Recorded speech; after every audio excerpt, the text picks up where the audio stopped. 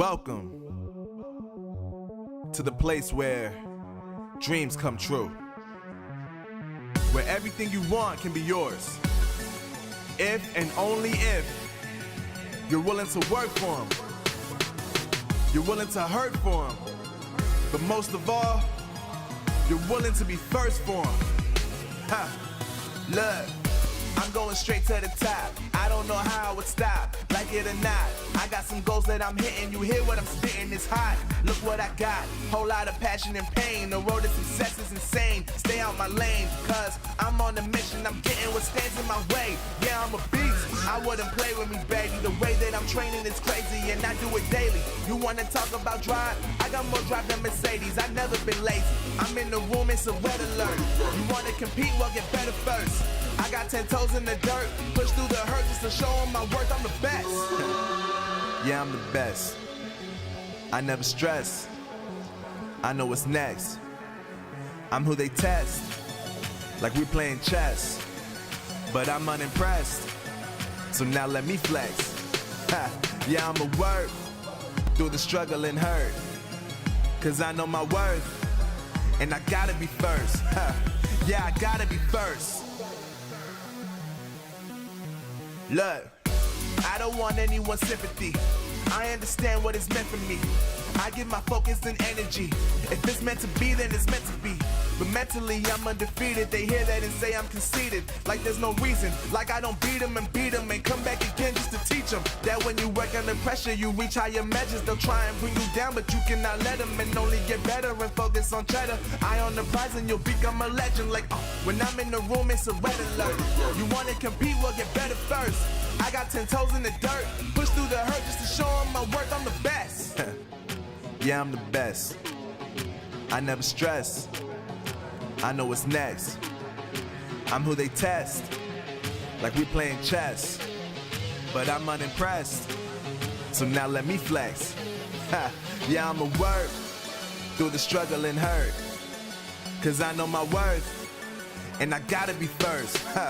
Yeah, I gotta be first. They don't know what's gotten into me, how'd I turn pain into energy. Through all the struggle and hurt, remember my worth, and that's why I gotta be first.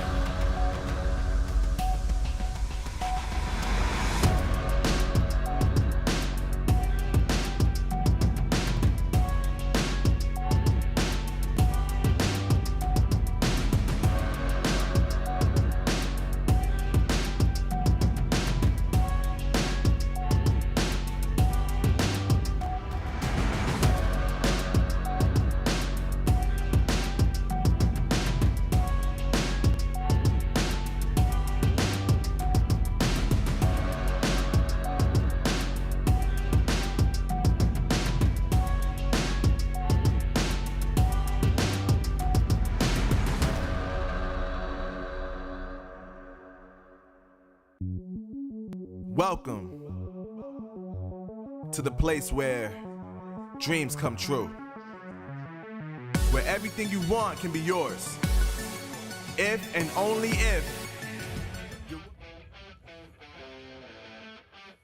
The Clash Royale Snapdragon Pro Series is back for another season. We got big money, big names, and some bad blood between everybody here. Let's see who will come out on top and take the crown in today's event. We will be watching the best of the best in Clash Royale battle it out. But when we're thinking about the best in Clash Royale right now, there's no other name that comes to mind than Mohamed Light. He's dominated in 2021, 2022. He's been dominating this year. But will he be able to continue his reign in this tournament? Don't go anywhere. We'll be back shortly.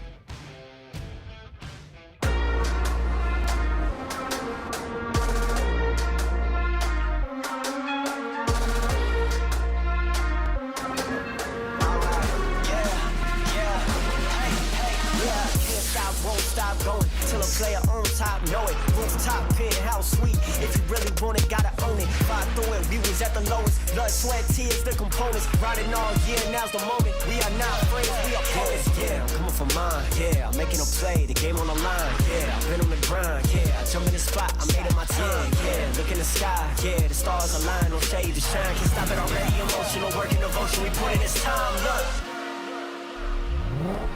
you won't stop.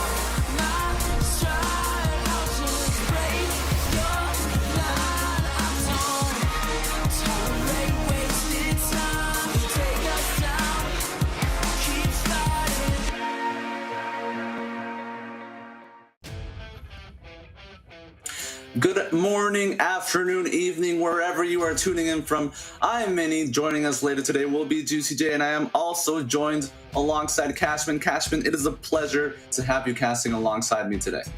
I am so happy to be here, and I am so excited not only to watch some of the best battle in Clash Royale, but wait a second, didn't we just recently have balance changes? So that means we might see a little bit of a meta shift in this competitive scene. We might see some cards get into people's decks, or maybe just totally different decks altogether. So out of all the balance changes, is there any that really stand out to you that could make a big difference in this tournament?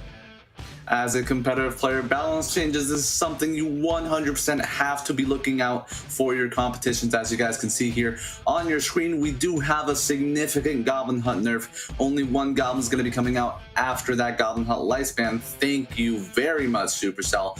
Slight Mighty Miner nerf, maybe we'll see how that comes into play today. We do know that has been very meta for the past couple of months. What I'm really interested in, Cashman, is that healer buff. Do you think it's going to impact today's gameplay?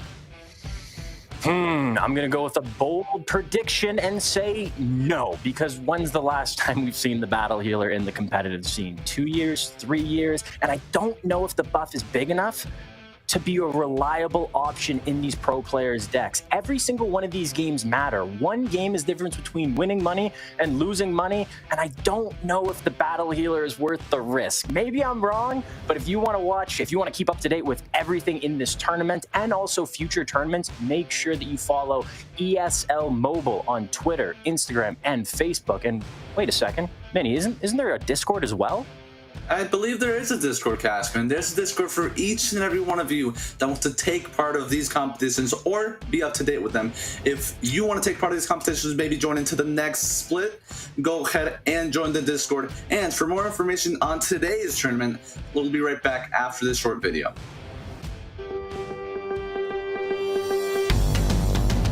Welcome to the Snapdragon Pro Series Season 3 for Clash Royale. Let's look at the format of the tournament. First thing you need to know is that the Open qualifiers consist of 3 game modes: Duel, Mega Draft, and 2v2. Each game mode will have its own set of 3 Open qualifiers, determining the top 16 players. These players move on to the Open Final, where they will battle it out for a slice of that $5,000 prize pool. Points are awarded for each Open qualifier to the top 16 best performers, with first place earning 60 points and going all the way down to 5 points for 16th place.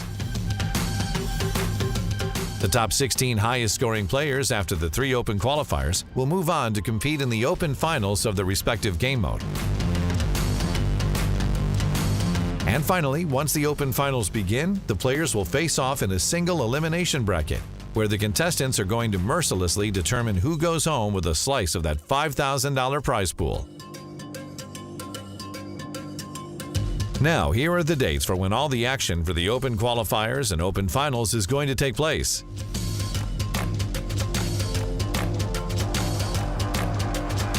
And lastly, we'd like to mention that the season finals will take place on the 29th and 30th of July. More information about the format of the season finals will be provided at a later date. This was the tournament schedule for the Snapdragon Pro Series Season 3 of Clash Royale. We're all excited to see who will come out on top and invite you to join us on this journey.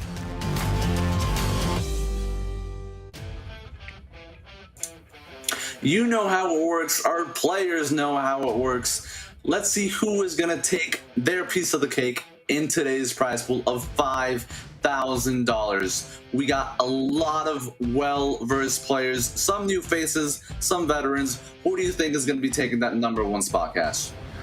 Oh, it is going to be a hard one. We have a lot of the best players here today. And when you're talking about rookies, I wonder if maybe some nerves are going to get in the way, because we're looking at the prize pool. It's pretty generous. First place gets money and 8th place gets money. But wait a second. That means that if you get out of that first round, you immediately get $300. So that's a $300 first game. Is that going to add a little bit of pressure for these newer players, these inexperienced players? Maybe we'll see some nerves. What do you think?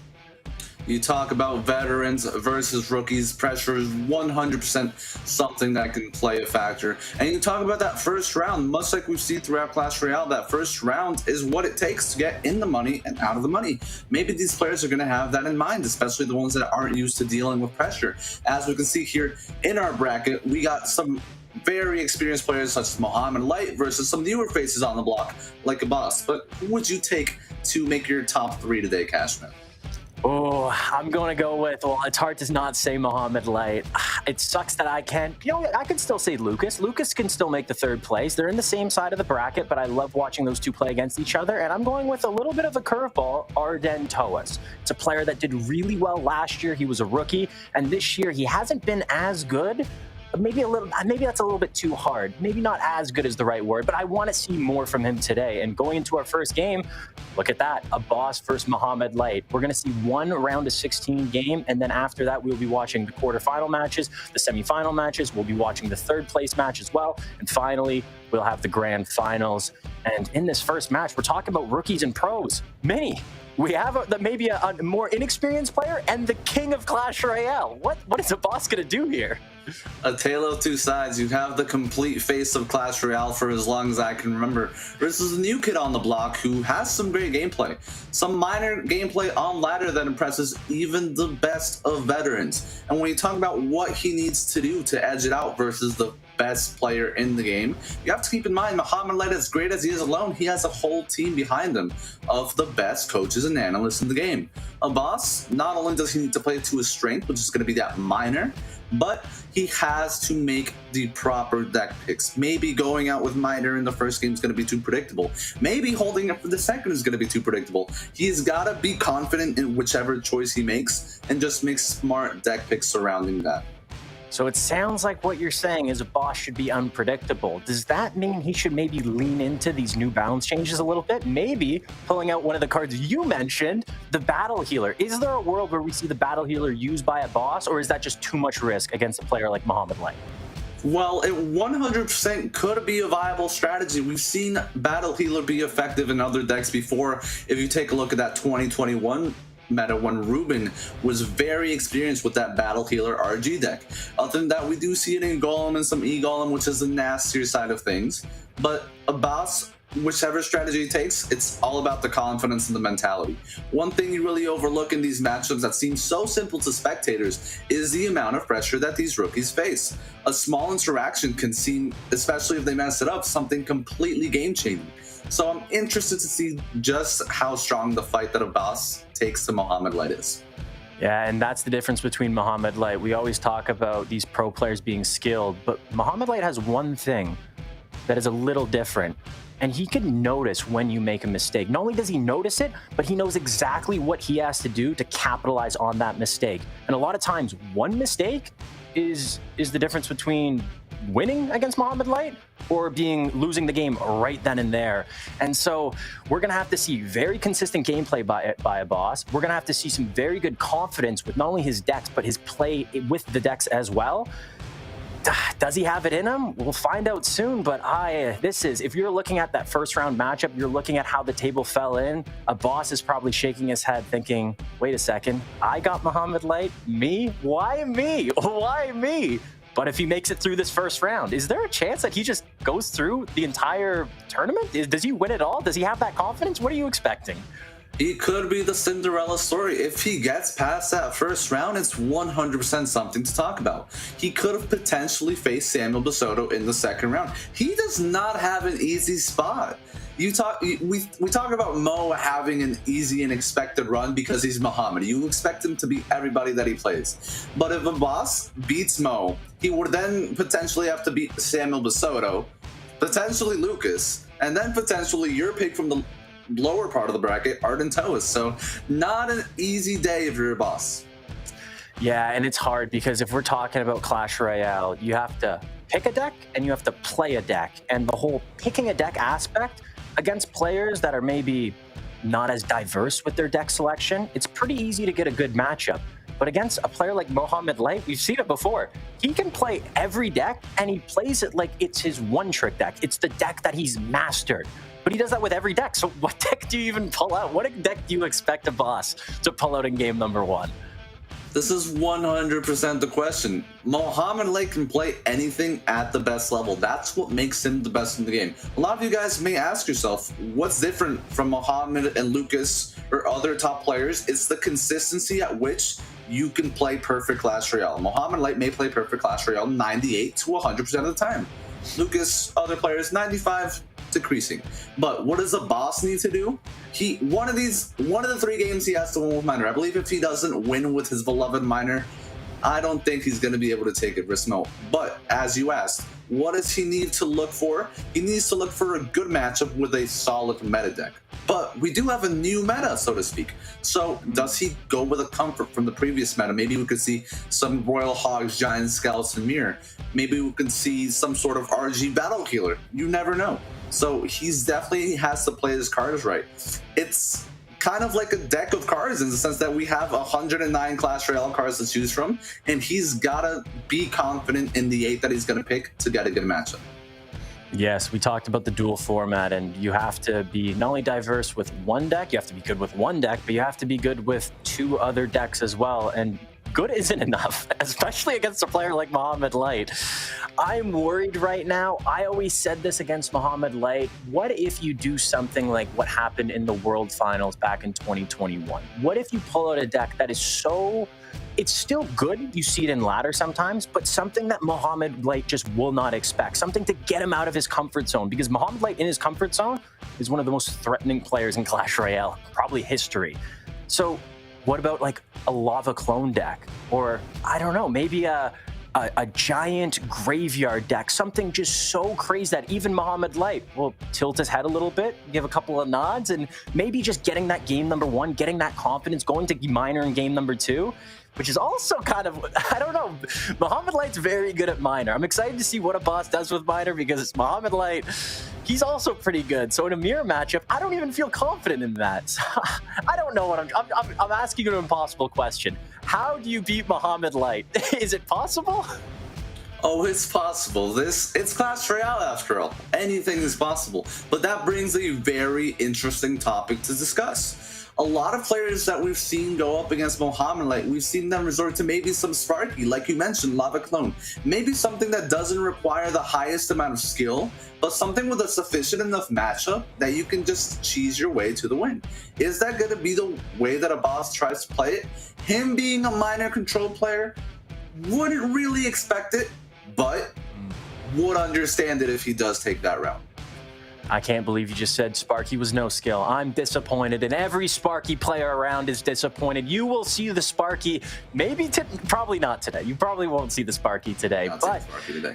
Yeah, I don't think we're seeing Sparky today. But I'm just trying to think of decks right now. Are there any balance changes that could affect maybe some of those decks that are off meta that maybe Mohamed Light wouldn't expect? Could you put Battle Healer in Sparky? Is there I don't know what because now that the Goblin Hut is nerfed, are we going to see less of that one graveyard deck, for example, that was so popular? That was a key deck for a lot of these pro players in this duel format.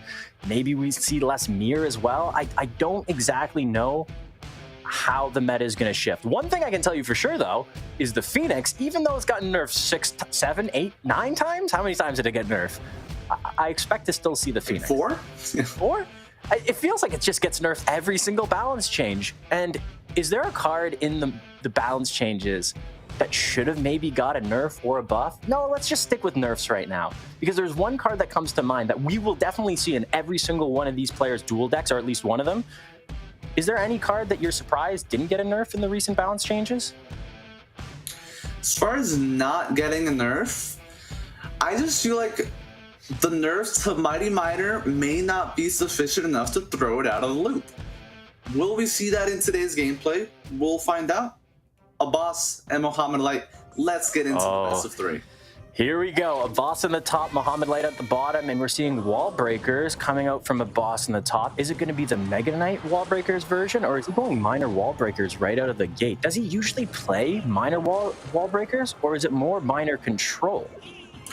He is definitely a player with a skilled enough knowledge of Miner to go either routes. He could be potentially going drill wall breakers as well, but it is looking like it's going to be that Miner control poison we talked about. It. He goes with it in the first game. From Mohamed Light, looks like he could be going with some Royal Hogs Archer Queen EQ. This doesn't look like the best matchup for Mohamed Light, but Abbas looks like he's getting an adequate enough matchup in his Miner deck.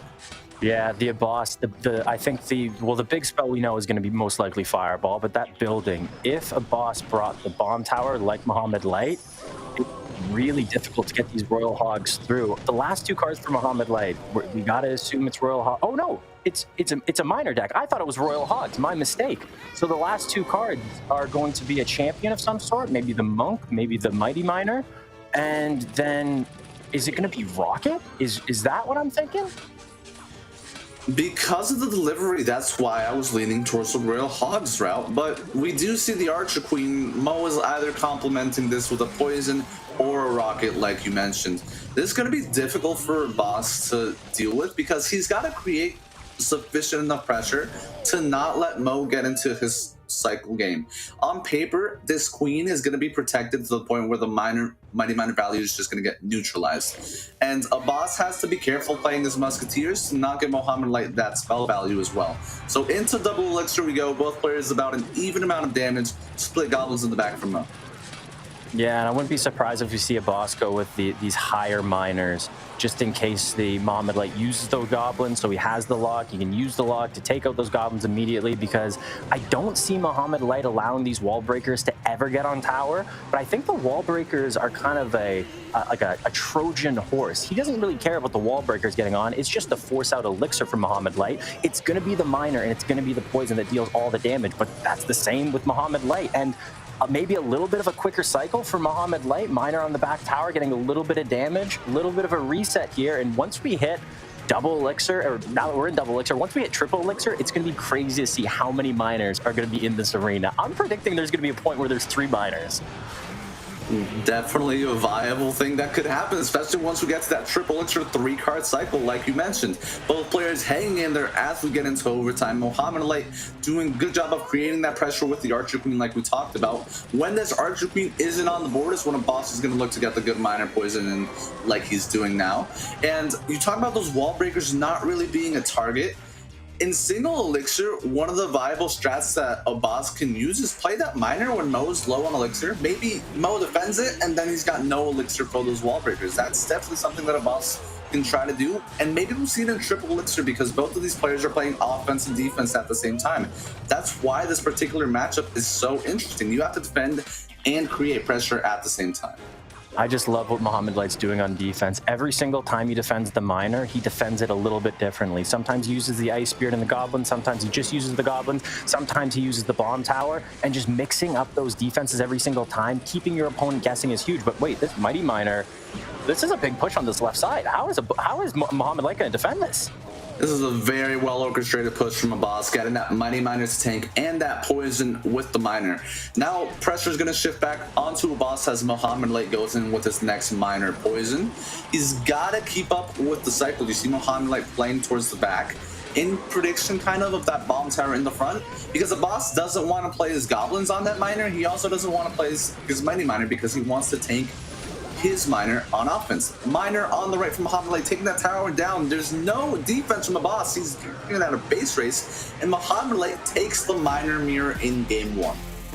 It's crazy because it looks so even. Going into triple elixir, it was what, 36 HP separating both players? But then we just always see Mohamed Light turn it into third gear. He just gets a little extra boost where he just takes a little bit of a lead. And I think the reason why is, if you notice, once we got into triple elixir, Mohamed Light had his champion in the arena. So that means that he has the 3-card cycle. That means he can get to more poisons, more miners, and Abbas was a little bit on the back foot there. You talk about Mohamed Light's miner gameplay, the deck that he started out. Abbas being a miner player of his own, the only mistake that's really noticeable throughout this entire game is that last miner without a logger or poison that was easily picked up by the goblins. You're right, and that just one mistake, we said it before, that one mistake could be the difference between winning and losing, especially against a player like Mohamed Light. And now you're Abbas. We just saw him use his comfort deck, like you said. This is the deck. If there was a chance for him to win, this was the deck. So now going into game number 2, he can't use any of the cards he played in game number 1. So what does Abbas do? With miner out from both players, we know Mohamed Light's side is going to be looking at playing decks that don't face so well against miner. Wait, maybe we'll see some Royal Giant. We could see some Piggies now that both players have used the bomb tower. Could see some Mirror, Giant Skeleton, and a Flying Machine. Abbas, now that Abbas is very frazzled at this moment. He just used his comfort deck. He was confident in going in game 1, went up in a mirror matchup. And you talk about playing decks versus Mohamed Light. We talked about maybe he could go the cheesy route, try to cheese out a win, but he goes the skill route and doesn't take it. Let's see what he could do in game 2 against our reigning defending world champion. Yeah, his back is going to be against the wall here, and it sucks too because not only did you say he's probably a little bit frazzled, I think he might be even a little bit more frazzled just because he was so close. When you're that close, you can feel it. When the game was only, what, 30 HP separating, at that moment he probably thought, I'm going to win. I'm going to beat Mohamed Light. I'm going to have the advantage going into game number 2. And then after the game, you look to, if you have a coach, your friends, what happened? So going into it, we see a couple of good lucks coming from both players and a little bit of just a stare down. Tombstone coming in from Mohamed Light, so that means we're going to see maybe a little bit of RG, the more control version with the Skeleton King, the Zappies. Abbas going with arrows. What, are we seeing a little bit of Mirror? Giant Skeleton Royal Hogs like you predicted, Minnie? I think Abbas is going that route, and I think you were spot on in your assessment of the Royal Giant control from Mohamed Light. We do see that Abbas is going with that Mirror, Giant Skeleton, Piggies, kind of Fireball bait deck. The problem is, if Mohamed Light has Fireball instead of Lightning in this deck, Abbas is going to have an extremely difficult time not only defending, because those Fireballs are going to go for the Zappies, but creating offense too, because you talk about Mohamed Light, and there we see the Fireball. I think this is a great deck pick from Mohamed Light, and Abbas is going to really be swimming against the tide in this match. I like that he's patient too, because if I saw the Fireball come out and I'm using Royal Hogs, I would have used Royal Hogs right at the bridge there. You know what? Even maybe mirrored them. Try to get like a sneaky little advantage going in, but we're seeing a nice calm composure coming in from Abbas, and then Mohamed Light just taking his time. The longer this game goes on, is it better for Mohamed Light? These Royal Giant decks seem like one of the top tier decks. For the longer it goes on, the more Royal Giants you can get down, the more Mother Witches, the more Fisherman pulls stuff. It just gets kind of chaotic, and we're seeing a lot of damage coming from these Royal Hogs, more than I expected. Abbas, let me tell you something. Let's hear it. That is half the tower, but this counter push is scary. Oh no. You got 1,700 damage with those Royal Hogs. Mohamed Light says, that's cute. Let's see how you defend. Oh no. You wasted your arrows on offense. Great punish from the world champion, and to be honest, it was a great set of Royal Hogs from Abbas because there was no Fireball in cycle for Mo. if you're looking to get damage, that was the way to go. Mohamed Light defending that cool as a cucumber and getting the counter push that almost takes down the tower. Wow, 577 just like that. Right when I thought the game was looking bad for Mohamed Light, you called it. That counter push was lethal, and right now we're seeing another little bit of defense now going into attack, and there's nothing Abbas can do against this Royal Giant. Also the Skeleton King ability. Also, there's no counter push for Abbas. It's over. Mini, it's over. That's going to be a 2-0 for our beloved Egyptian Pharaoh. Abbas putting up a great fight. Gameplay-wise, do we really think he played bad? Do you think he made mistakes? It must have been, like, it sucks because looking at it, like, I probably would have went in as well when Abbas did. He had the Mirror Mother Witch. He went in with the Royal Hogs. He knew that Mohamed Light didn't have the Fireball. He got a lot of damage, but then he just didn't have enough elixir for the counter push. And I was thinking, wait a second, Mohamed Light has elixir. He under-defended those Royal Hogs, but he did so on purpose, just so he can accumulate his elixir, get to his Royal Giant, play his Royal Giant, but also have enough elixir for the Skeleton King ability. So he's not thinking about the best option in the moment. He's thinking about 3, 4. He's playing 3D chess right now, and we're playing checkers. You talk about that passive defense, defending just enough to not lose your tower, but the important thing, especially when you're playing RG, is the counter attack. You have to translate your defense into offense, especially when you're playing the archetype that is Royal Giant, because the Royal Giant, it's only going to hit the towers, as we see our stats here. Only 2 Royal Giants needed from Mohamed Light to take down that tower, and we saw only 1 batch of Royal Hogs being used on Abbas's head. It's crazy because it just happened so quickly. We were just talking about, like, what does Abbas have to do to win? Not only this set, but then we were also talking about potentially winning the entire tournament. And Mohamed Light just does what he does every single time. I don't understand how a player can just be so consistent, especially we called him the king of Clash Royale. Players know he's the king of Clash Royale, and a lot of times that puts a target on your back. People play better against the best. They want to overthrow the king. We already said this. How do you do it? How do you do it?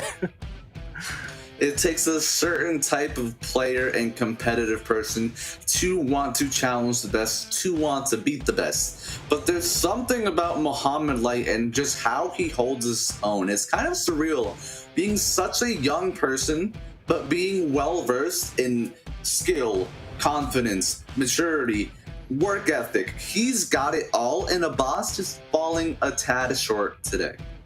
Yeah, Abbas has to.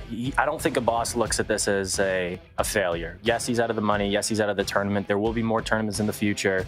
But I think this is where you just have to take it on the chin. You have to grow from it. You have to look back at the footage, see what could I have done better, gameplay-wise, deck selection-wise, maybe just being in this environment. The nerves are getting to him a little bit. Just the more experience he gets, the better Abbas will be.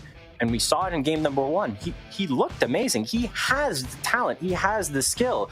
It just takes time to develop. There was a time where Mohamed Light, he wasn't the best player in the world. He wasn't even a top 10 player in the world. He was playing in CRL East, and he wasn't even the best player on his team, maybe. So we're going to get more into that soon. More gameplays coming up soon. We're going to have a quick little break here, and we will get back to the quarterfinals momentarily. Don't go anywhere.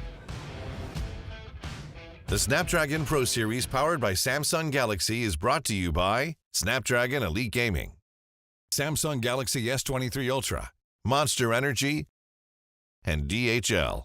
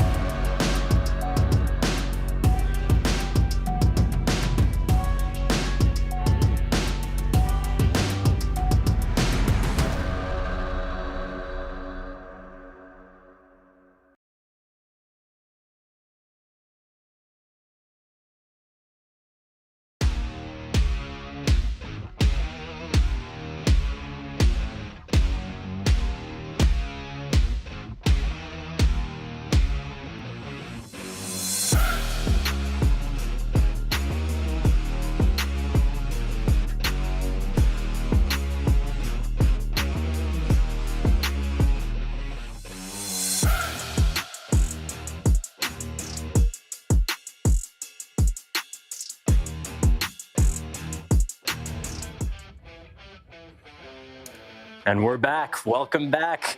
And we were just talking about Mohamed Light, how his journey of Clash Royale, how it's been long and treacherous.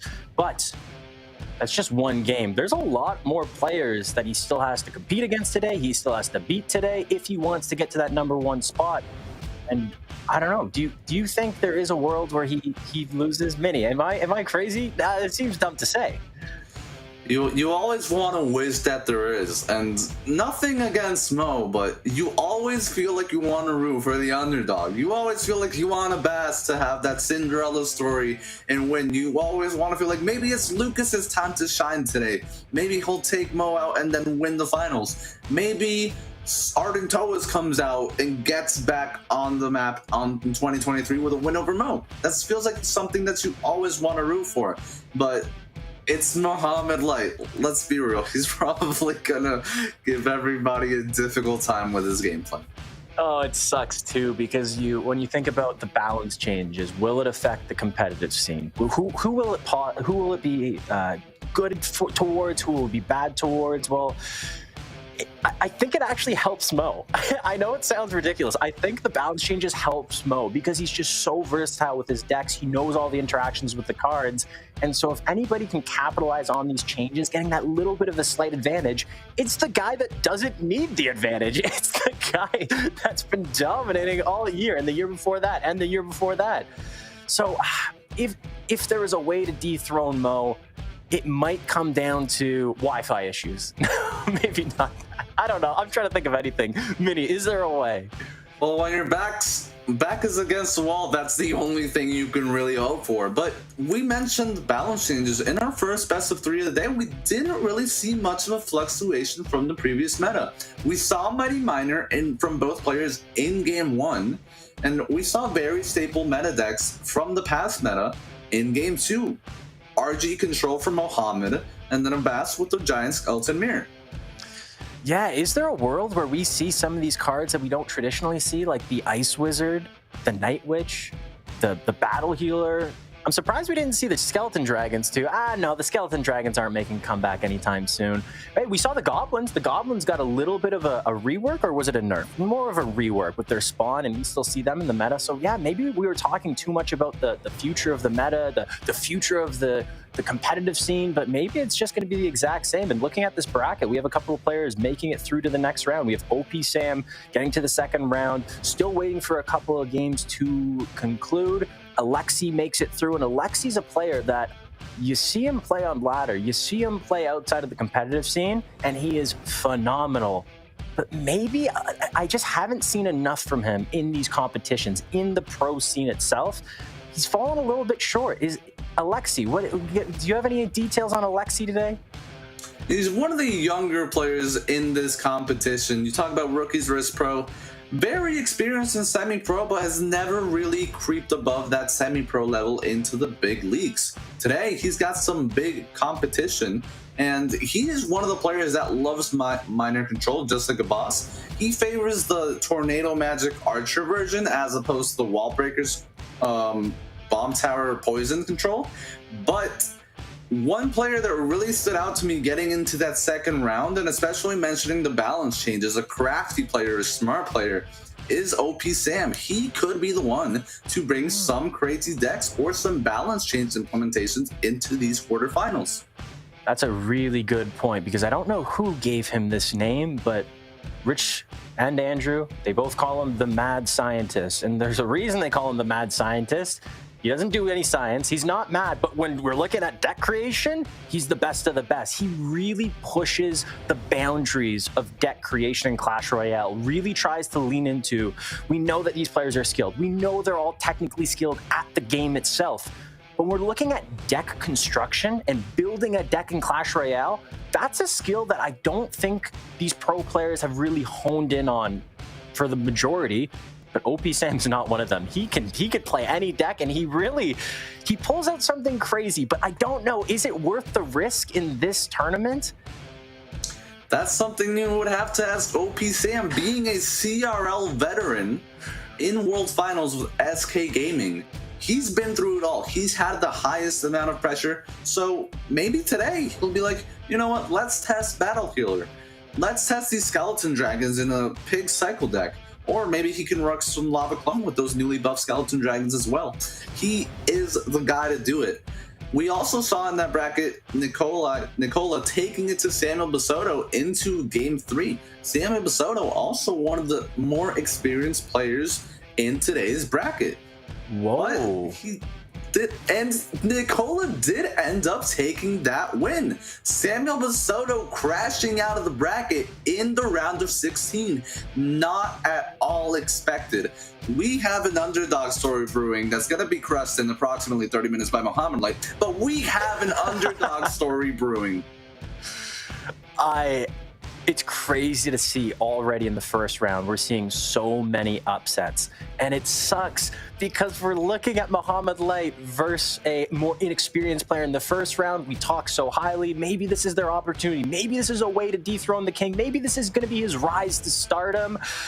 And it wasn't. It wasn't. And now we're going into the second round, and another player that's maybe a little bit more inexperienced going up against Muhammad Light. Will history repeat itself? That's at least what people say. But Samuel Basoto losing, I did not see that coming. And that is the challenge. Being at the top of the mountain, you're gonna get challenged round after round after round, game after game. If you beat Muhammad Light, you're gonna take that to Twitter. You're casual, you're on ladder, you're rocking some 2.6. You're taking that to ladder. Hey guys, just beat Muhammad Light, what's up? Now, Nicola has a task at hand in the second quarterfinals matchup of the day. And Samuel, not sure if it was a deck thing, maybe he just didn't play his best Clash Royale today, but we do have an underdog story on our hands once again. So what you're saying is that upsets are possible. And you know what?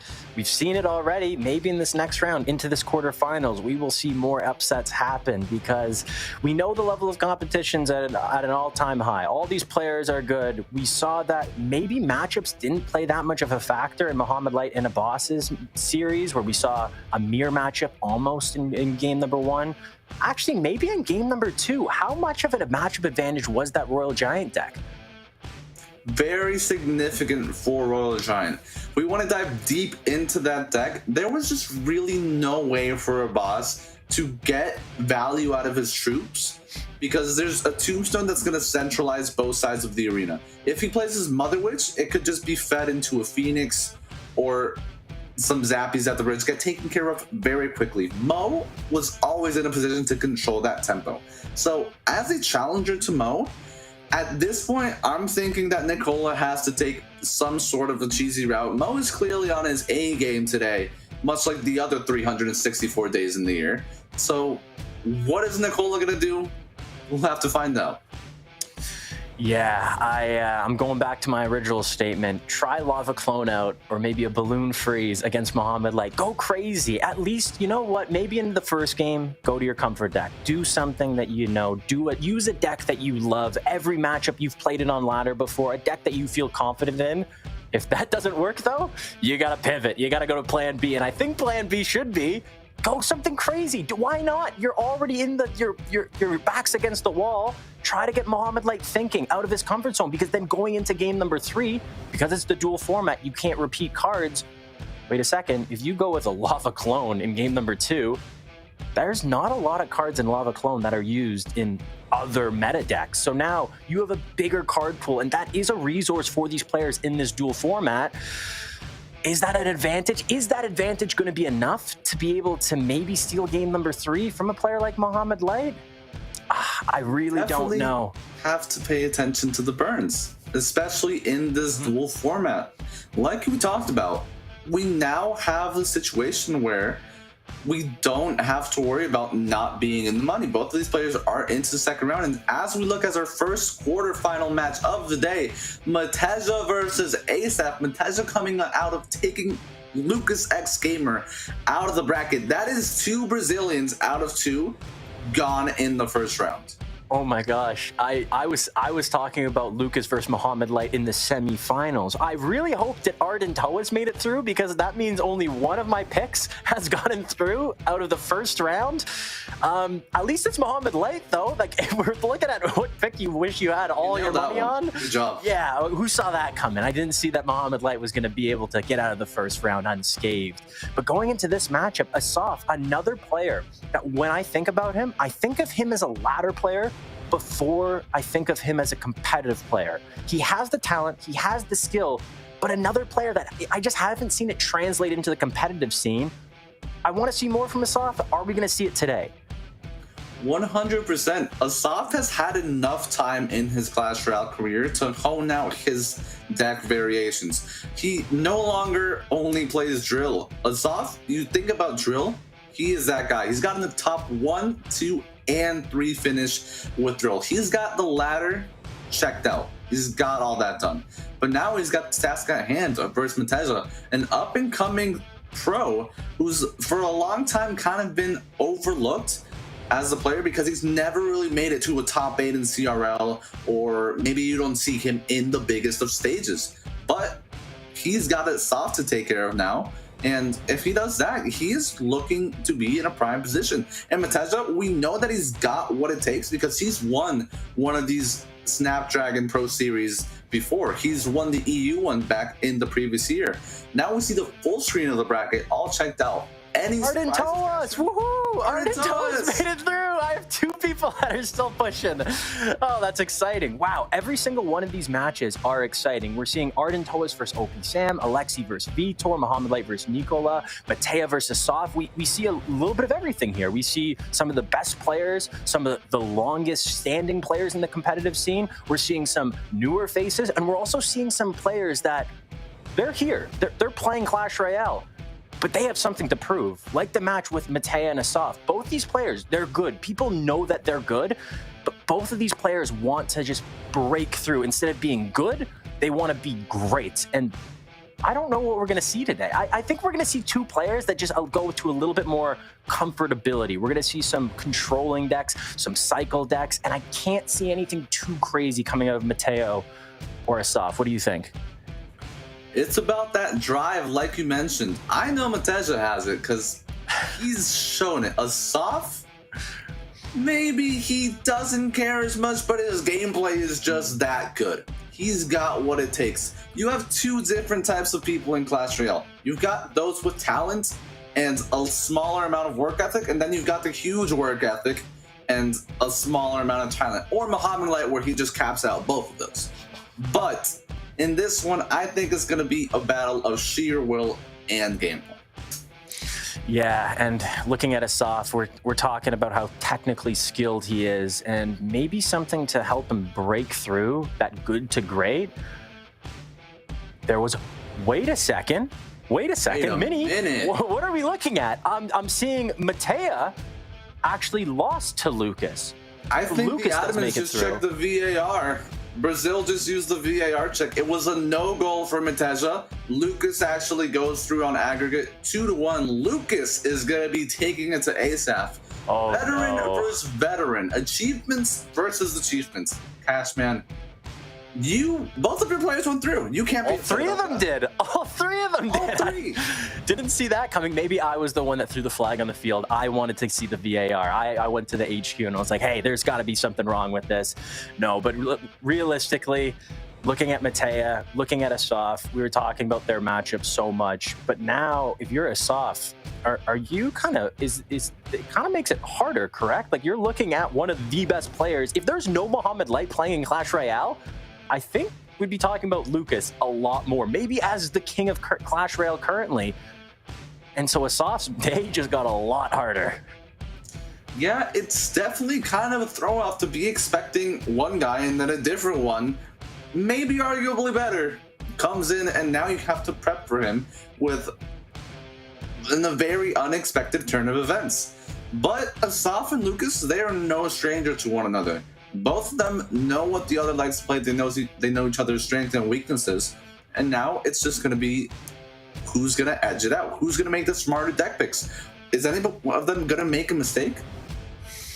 Yes, it's hard because I've seen these players play on ladder so many times. I know that they've played against each other so many times. They know each other inside and out, and I don't know what's going to be the deciding factor between one player winning and one player losing. Is it going to be Lucas's experience in the competitive scene? I know recently he did a really good job in a DreamHacks tournament, winning #1, but in the second tournament of DreamHacks, he fell short. He didn't even, second round of the losers bracket, ended up losing.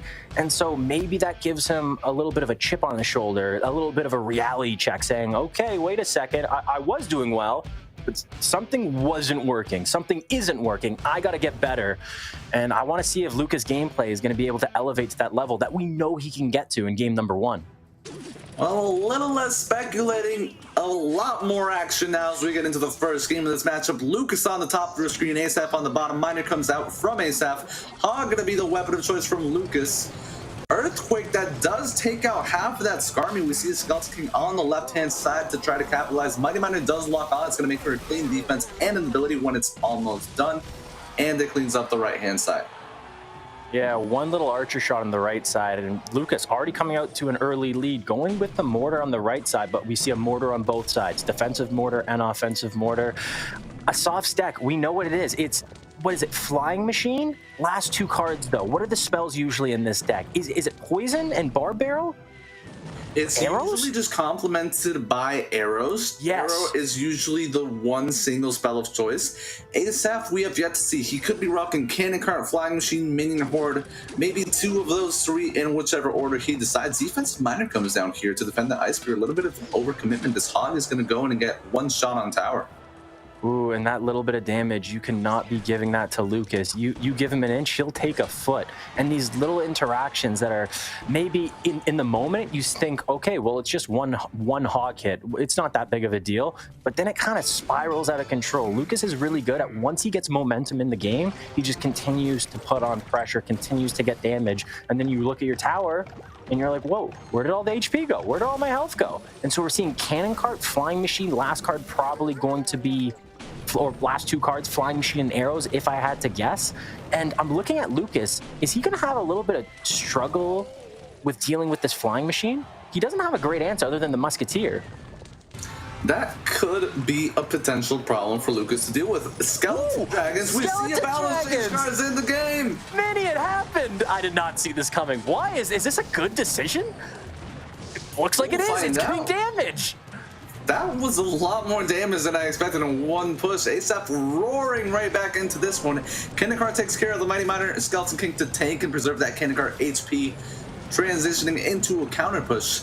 Now that we know Asaf's card, we wondered if it was a Flying Machine, maybe a Minion Horde. We know that he's got those arrows as the last card. Getting damage is his big difficulty, but we see that he does that with not much in that push. Lucas having to roar back in this push. Great Skeleton Army up high, making sure he takes off that Musketeer immediately. Hog does get on tower and does only 1 shot, not the end of the world. Is this where Asaf resets, or does he go, he's going at the bridge with the Skeleton Dragons. The Skeleton King's ability is not charged up yet, so I don't think he's going to use it. Goes with the Miner, tries to get on tower or the Musketeer. Musketeer is not going to go down with the help of this log. Hog Rider doesn't get on tower because the log was used on defense and didn't have the log for the Skeleton Army on offense. And now we have a little bit of a reset. Who's in a better advantage going with the last minute and 42 seconds? Who's got this? This Hog Rider is going to be cleaned up promptly, so Asaf definitely has control of the tempo right now. Lucas came out with an early lead in this matchup. It's tied up right now, but it's going to go to Asaf right after this push. Here we're going to see some arrows, I expect, with this Miner in prediction of Goblins. Lucas does hold off. Very smart from him. And a lot Cannon Cart, though. This Cannon Cart, it's still pretty healthy. Oh, Mighty Miner doesn't didn't go off.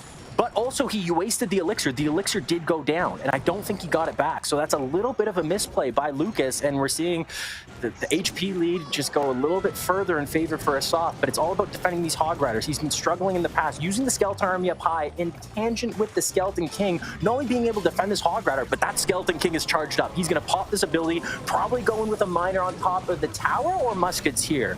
Goes right into the exact same spot. Earthquake coming out on offense for Lucas, and a lot of damage coming in. Cannon Cart is not going to get the lock because of the Ice Spirit. 2 Musketeers, though, on the field. No, never mind. 1 Musketeer on the field. Uh-oh. Is Lucas in a bad spot here? How does he come back? He needs damage. Potential counter push gearing up for Lucas. Earthquake misses the mortar, and that was just an exceptionally orchestrated push from Asaf previously. He got value out of the cannon cart, the miner on tower, even the arrows, and the skeleton dragons, not to mention all the damage that they're doing as we come down into the last 10 seconds of the game. Prediction at the bridge from Asaf to take out the hog. If no hog hits come down, we see a miner on the tower. Will we see the arrows to pick it up? He's got arrows. Goblin's got arrow down, and that tower is down. Whoa, Asaf, I love to see what we saw today, because we were talking about maybe he's going to just go to comfort. Maybe he's just going to do what he does, and I wanted to see him do something different, something that we know that Lucas has played against him. We know that they know each other. Well, he did something that I don't think anybody expected, going with a not totally off meta deck, but a meta deck with a twist. And those skeleton dragons, I do think they did play a big factor. Those skeleton dragons, I know they've only gotten an HP buff, but they just felt like they hit harder. Yeah. I don't know what Asaf told those skeleton dragons before the game, but they did their job. And you love to see those defenses from Asaf where he gets a skeleton army down, but he gets the Skeleton King down before the Skeleton Army goes down, and he gets the value out of his Skeleton King ability.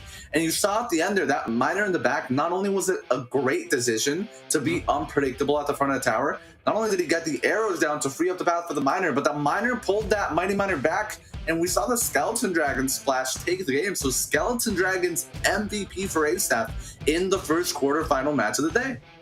Is it official, Mini? Are Skeleton Dragons back? Can we say it? Skeleton Dragons are back in the meta?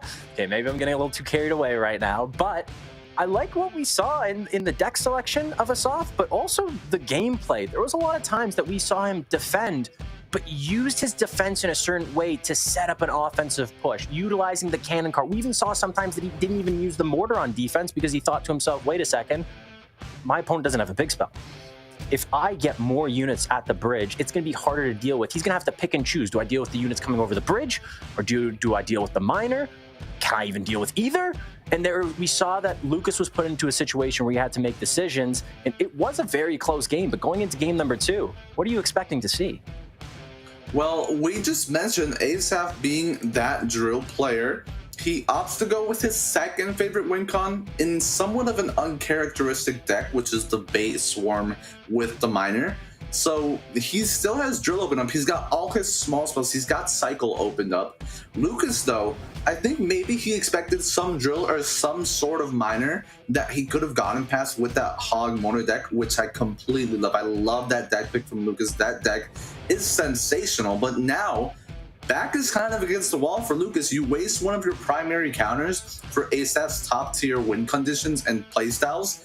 It's back to the drawing board for him and Abbas, and we'll see. Maybe they go Royal Giant with Skeleton King. Before you say it, I want to do a little game. Let's try to guess what decks we're gonna see. Let's do a little game.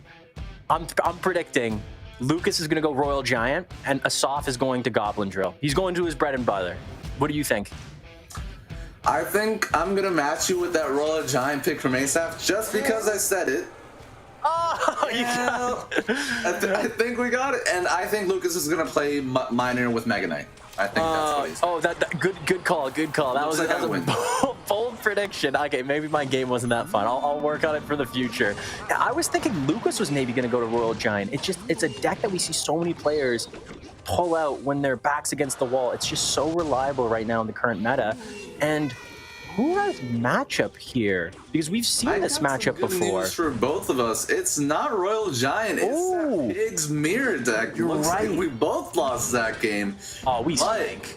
This is going to be a really nice matchup for Asaf. I love the unpredictability. Once again, you see Lucas kind of covering those quick cycle bases with this Mega Knight deck. This Mega Knight Prince deck does a great job at overwhelming quick cycle decks because you have the Mega Knight that's usually tanking, and you just have the pressure from the Prince Charge, the Bandit, the Wall Breakers, minions, which may force out a spell. So really nice deck pick from Lucas, but an even better one from Asaf. And in terms of this specific matchup, Asaf is going to be able to defend the Mega Knight and the Prince properly with some giant skeleton tank, and then the buildup of troops that he's going to get behind that is going to transition to some great counter pushes that I am excited to see. Yeah, I'm excited to see one card that I think might be the MVP in this match, and is it the Flying Machine? What are the last two cards for Lucas? Archer Queen and Mega Knight? Or is it just minions to deal with this Flying Machine? Because if you can't deal with a Flying Machine, it is one of the most annoying cards. Oh, interesting Royal Hogs on defense, but a little untraditional, but it worked. Uh-oh, is it going to work? Bandit gets the dash? Uh-oh. Almost. A little bit of a mistake. That little bit of damage, you can't give Lucas the chance to do that. And now he's still... How are we going to defend this Mega Knight and Prince push? Now he has to defend the Wall Breakers on the right. There's a Bandit supporting. Is this too much for Asaf? He only has one elixir right now. All comes down to if that Mega Knight jumps on the Zappies. It does not, and now we talk about those counter pushes transitioning to offense for Asaf.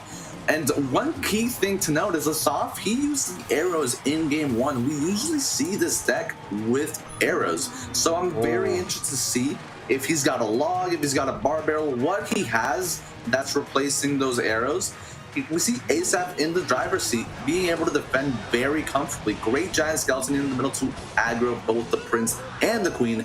Great micro there from Asaf, and we are about to enter overtime with a slight damage lead for Asaf. Yeah, Lucas is going to have to be clever with these offensive pushes. He has a lot of tools at his disposal, and we saw it work with that first push, getting damage on the right side, getting damage on the left side. But I think he's going to have to mix it up. He's going to have to figure out, most likely we're going to see the Mega Knight in front of this Prince, and then on the right side, what is he going to do? Because I don't think we're going to see Lucas go all in on one lane. He's going to split it up, and no, never mind. Archer Queen at the bridge. Maybe trying to just break through with brute force. Bandit on the right side. Maybe Wall Breakers to support. Wall Breakers, he has no elixir unless he has arrows. But no, he doesn't have arrows. We know he doesn't have arrows. The tower goes down to 677. And Archer Queen, does he have the ability? Pops the ability. Royal Hogs on defense. Fireball comes in for these minions. Is that going to be enough? One hog is pretty healthy. It's not going to be enough. Uh-oh. Lucas, I think he's going to be able to take this game, Mini. All depends on these wall breakers that are coming way too close to the tower. They get one shot. Not over yet, though. Miner and Arrows, the only spells that he has. Miner does not get picked up, though. And that is going to leave the tower in arrow range. When it rains, it pours. Even the Prince got the charge on that left side. Lucas just does such a good job of getting maximum utility out of every single card he plays. It seemed like every single time he attacked, it was a little different, making Asaf guess, what card do I use where? Almost he was feeling out the matchup while we were watching it, seeing what worked and what didn't in different situations. And Lucas maybe it's the experience showcasing, but he looked confident, he looked cool, he looked collective, and he got the win. Experience with a mix of maybe practicing this matchup. We know both of these players, as professional players, they grind this game every minute of every day. And I think that game just comes down to that mirrored giant skeleton that we saw in the last defense that ended up getting that wall breaker connection for Lucas. Every time that I see a mirrored giant skeleton, you just want to think that there is another card that you would have mirrored that would have worked so much better. Let's talk about how this Fireball. Fireball. Mini, do you see that? It was Fireball. It was a Fireball. It was a prediction Fireball on minions. It was an exception. Oh, that's right. We saw that. I forgot about that. Oh, we did see the Fireball. I was trying to think, oh, what was that last spell? I forgot we saw it at the end of the game. The game was kind of already over at that point, but we did see the Fireball. And the reason I point out the Fireball is because Asaf in game number one, oh no, he didn't use poison. He's used Fireball, he's used arrow, so he does still have poison going into game number two. Is it just obvious to say that we see poison come out? But no, he doesn't have the miner. So what are we expecting to see out of Asaf? Maybe Electro Giant utilizing the lightning as his spell? 100% could be. It would also not be unbelievable for him to go with Drill, NATO, Magic Archery, but he doesn't have that Giant Skeleton and he doesn't have that Cannon Cart. So not really a possibility. We could see some Drill with Poison. I've seen him play it before. Very uncharacteristic deck, very innovative, but he's already got an innovator with the Fireball. You talk about smart deck picks. You burn your arrows in game one and you think to yourself, okay, let's go with a deck that usually has arrows. He won't expect it because I've already used my arrows, and let's put a Fireball in. Not working out for Asaf. And I just feel like he needed to mirror something else, or he needed to play something else, because the way that matchup works, you get the Giant Skeleton to tank the Mega Knight and the Prince, and anything behind that to let your troops do the work. If you're not getting your troop value on the board and you're just getting the Giant Skeleton that is easily defended by many of Lucas's cards, you're putting yourself in a position like we saw there. It wasn't even the Giant Skeleton that he could focus on one lane. It was in the middle, and the bomb didn't even get any of the troops. That's 7 Elixir on a Shoop that's just distracting. That's 7 Elixir that you could have used on Zappies and with 8 Elixir on something else. So maybe decision making costing Asaf the game in game number 2, but much more talk about this game number 3, Goblins, right off the bat from Asaf. Yeah, so Asaf maybe going with the deck we saw Lucas playing game number 1, a little Hog EQ Mortar, and then Lucas maybe going with a little bridge spam here. Goblin Drill using Asaf's card against him. Is that what I'm seeing here, Minnie? I think you got it spot on. It is going to be that Tornado Drill deck. Zappy's going to be the defense of choice. Maybe NATO was the last card. That would be extremely unfortunate for Lucas. Hog gets 2 shots. That's just an interaction that Lucas needs to be playing quicker. Maybe he thought he could cycle back to that Tornado after the Zappies, but after he played them, then he couldn't get the NATO because the Hog Rider wouldn't have gone into tower. So I think it's just a very unfortunate situation of Lucas not having his NATO available for that Hog.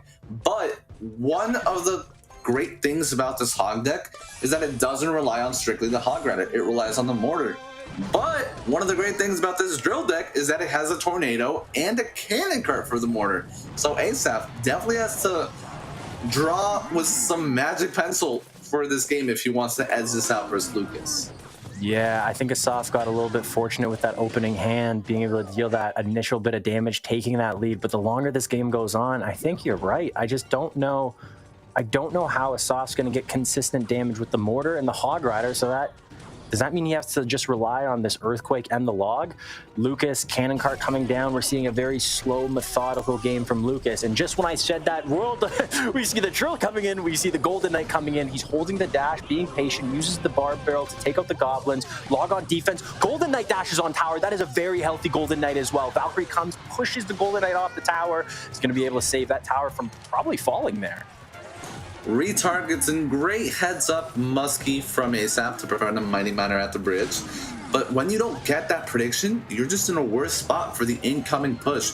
Golden in the previous push with the 3-card cycle, still not enough to get the Drill back in cycle for Lucas. But I was going to say, if Asaf defends cleanly, being a Drill player, there's nobody that's going to know how to defend Drills than the person who uses it the most.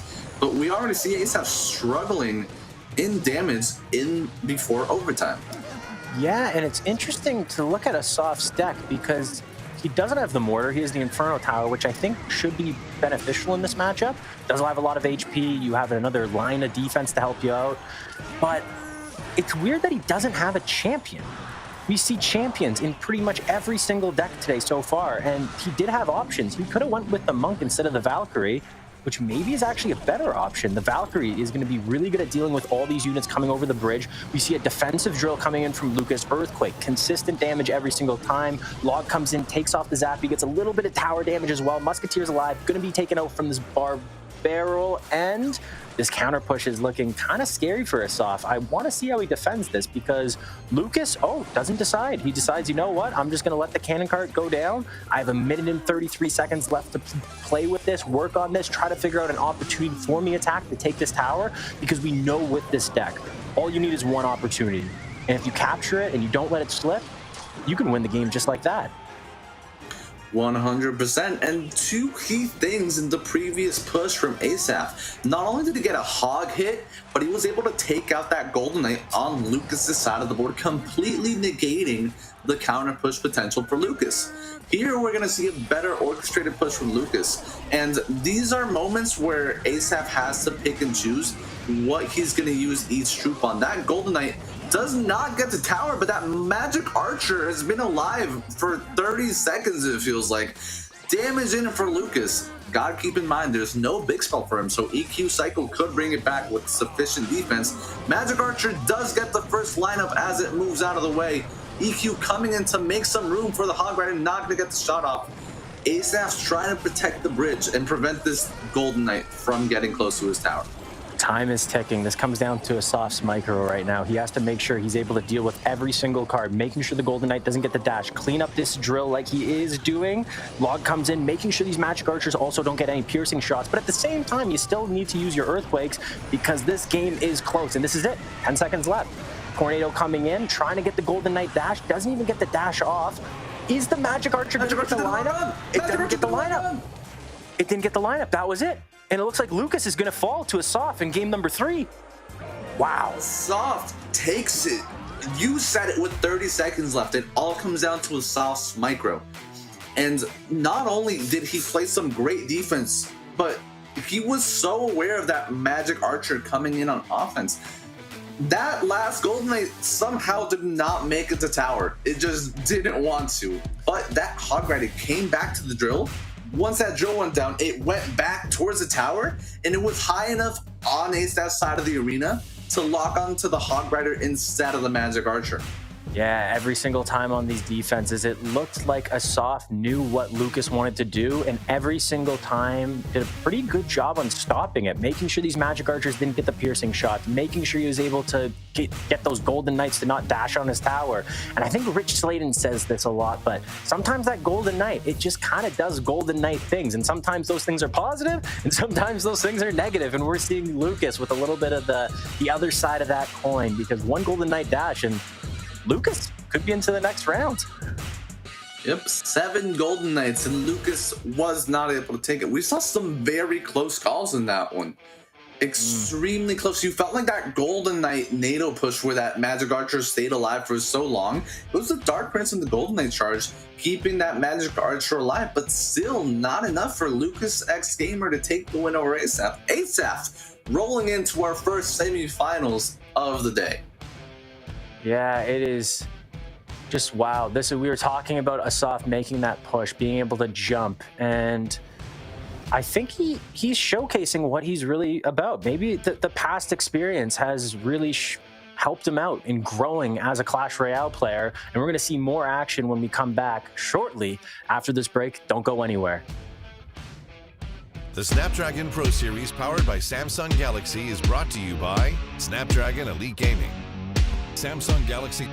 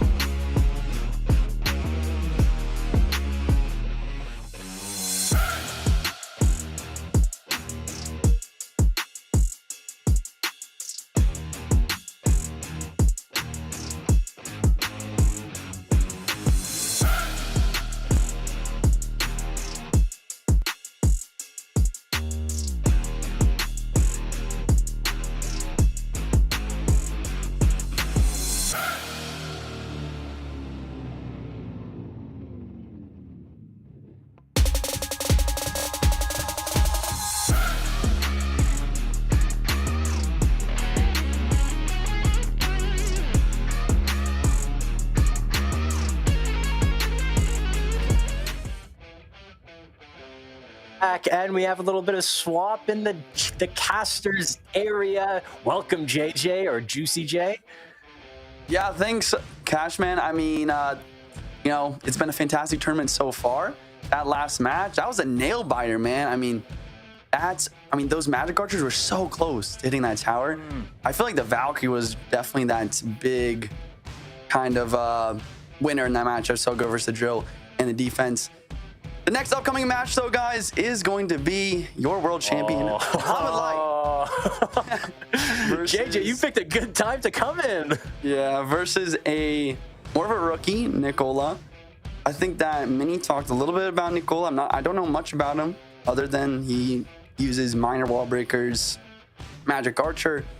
You know, Muhammad Light, like you guys talked about, he can really play anything. I mean, you guys talked a little bit about his first match of like how to beat him and not really knowing what the rookie has to do versus him in order to win this. But I mean, Cashman, do you have any strategies or any advice for Nicola here on maybe what to do and like with the nerves and everything like that? Oh, I can think of 3 strategies. First off, win. That's what I say to everybody. If you ain't first, you're last. Think about winning, because if you can think it, it's like Kobe mentality. You got to picture the ball going through the net, and you have to picture yourself winning against Muhammad Light. Tip number 2. I'm gonna go with confidence. I guess that goes with tip number 1 a little bit. You got to be confident with your gameplay, but also try to do something crazy. Try to go for a crazy off-meta deck in game number 1. We've already seen it work out today, and let's see if that's what Nicola does in game number 1. I'm going to hop in on that tip number 3. I would say the biggest thing for Nicola is to realize Muhammad Light, he's just a human, just like everyone else. You know, I think there's this stigma, this aura that Muhammad Light has of this aura, like just winning aura of just unstoppability. Like a lot of people look at him and play against him and be like, okay, he's just a god that I have no chance against. And like you said, you have to have the winning mentality. You have to realize that he can be beaten and he's just like anyone else. JJ, history is repeating itself. We just saw this exact same matchup in game number 2 in Muhammad Light's first set. And Muhammad Light, he destroyed, he dominated, and Abbas, I don't know what Nicola was thinking. Maybe this is more of a comfort deck for him. Maybe this is a deck he just feels comfortable playing, but we saw Abbas fall to this exact matchup. I don't know what Nicola can do differently, but he's got to figure it out quick. The biggest thing in this matchup is just the fact that Nicola only has 1 spell, right? And look at Muhammad Light's deck. All of the control, all the swarm. He's got the Skelly King, he's got the Zab, he's got the Tombstone. You need the arrows from Nicola for almost everything in the deck. And only be able to use it on 1 out of the 1,000,000 cards here he needs the arrows for. It puts him in a very difficult situation. Hopefully, Nicola does have the arrows variation. At least, or sorry, not the arrows, but the mirror variation. If he does have the mirror variation, he might be able to mirror arrows to break through on the offense.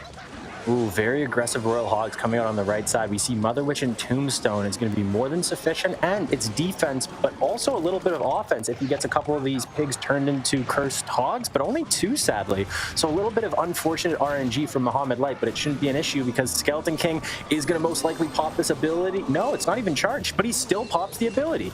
We see double Royal Ghost because of the mirror and a lot of damage coming in already. So maybe the history is repeating itself exactly. We saw this in game number 2 with Muhammad Light and Abbas, where Abbas got a little too confident, goes in with his attack. Muhammad Light defends, but defends efficiently and defends thinking about his next attack.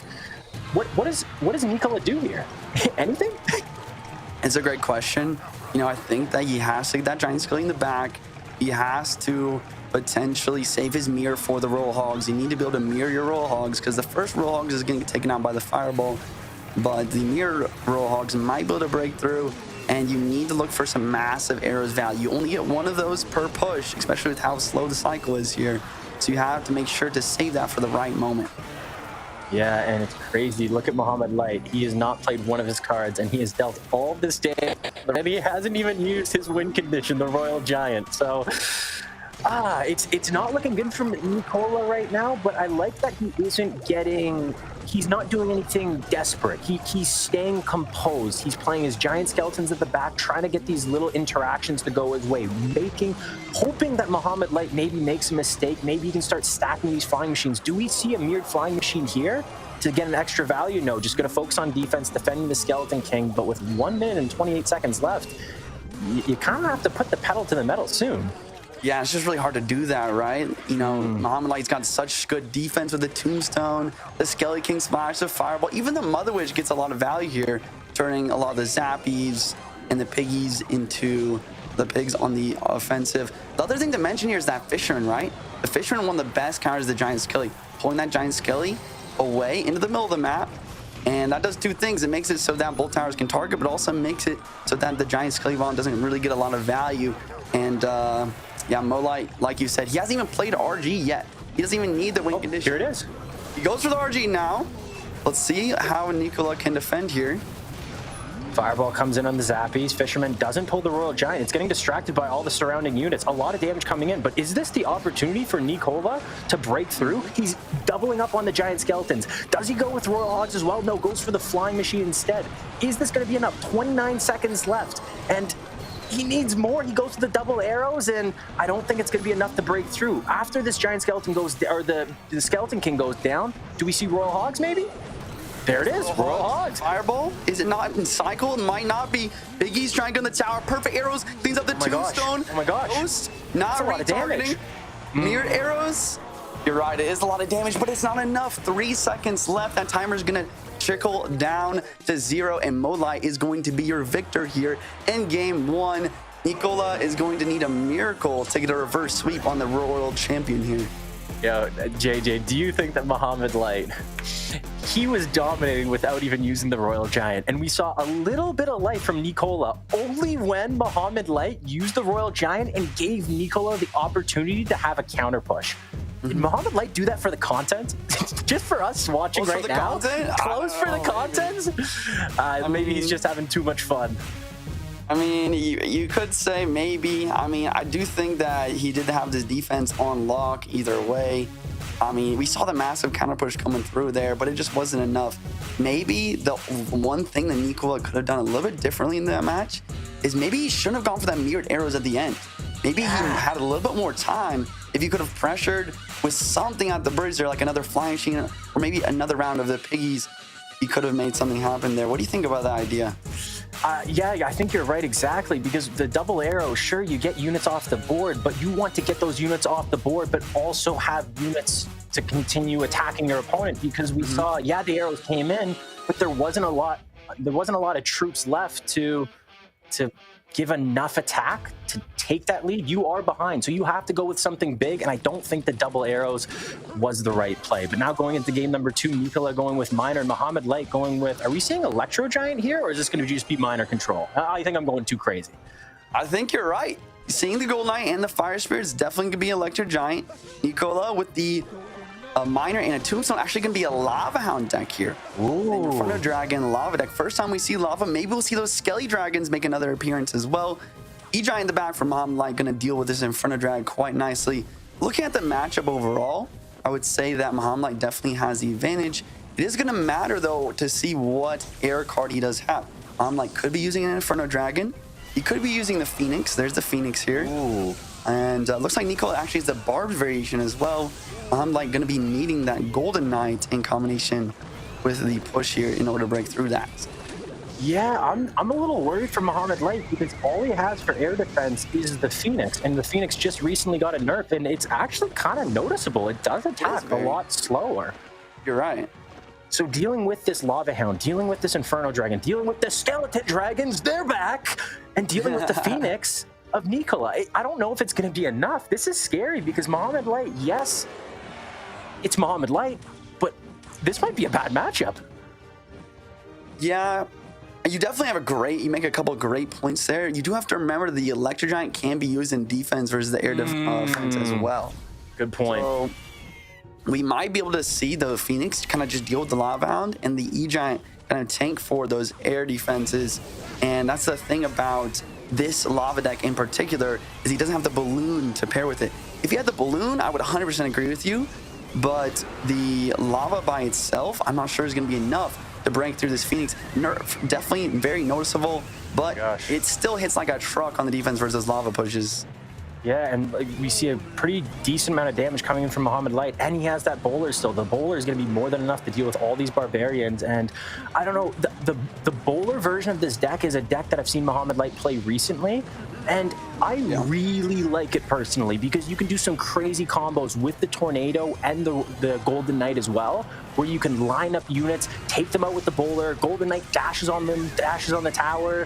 What are your opinions on this deck? Better or worse than the one you usually use? I mean, you make some really great points there. You're making me want to try out some bowler Eject. I'm bringing you to the dark side. Yeah, I mean, I want to hear, like, you're known for the overrated, underrated series. Would you say the bowler is overrated or underrated as a card in general?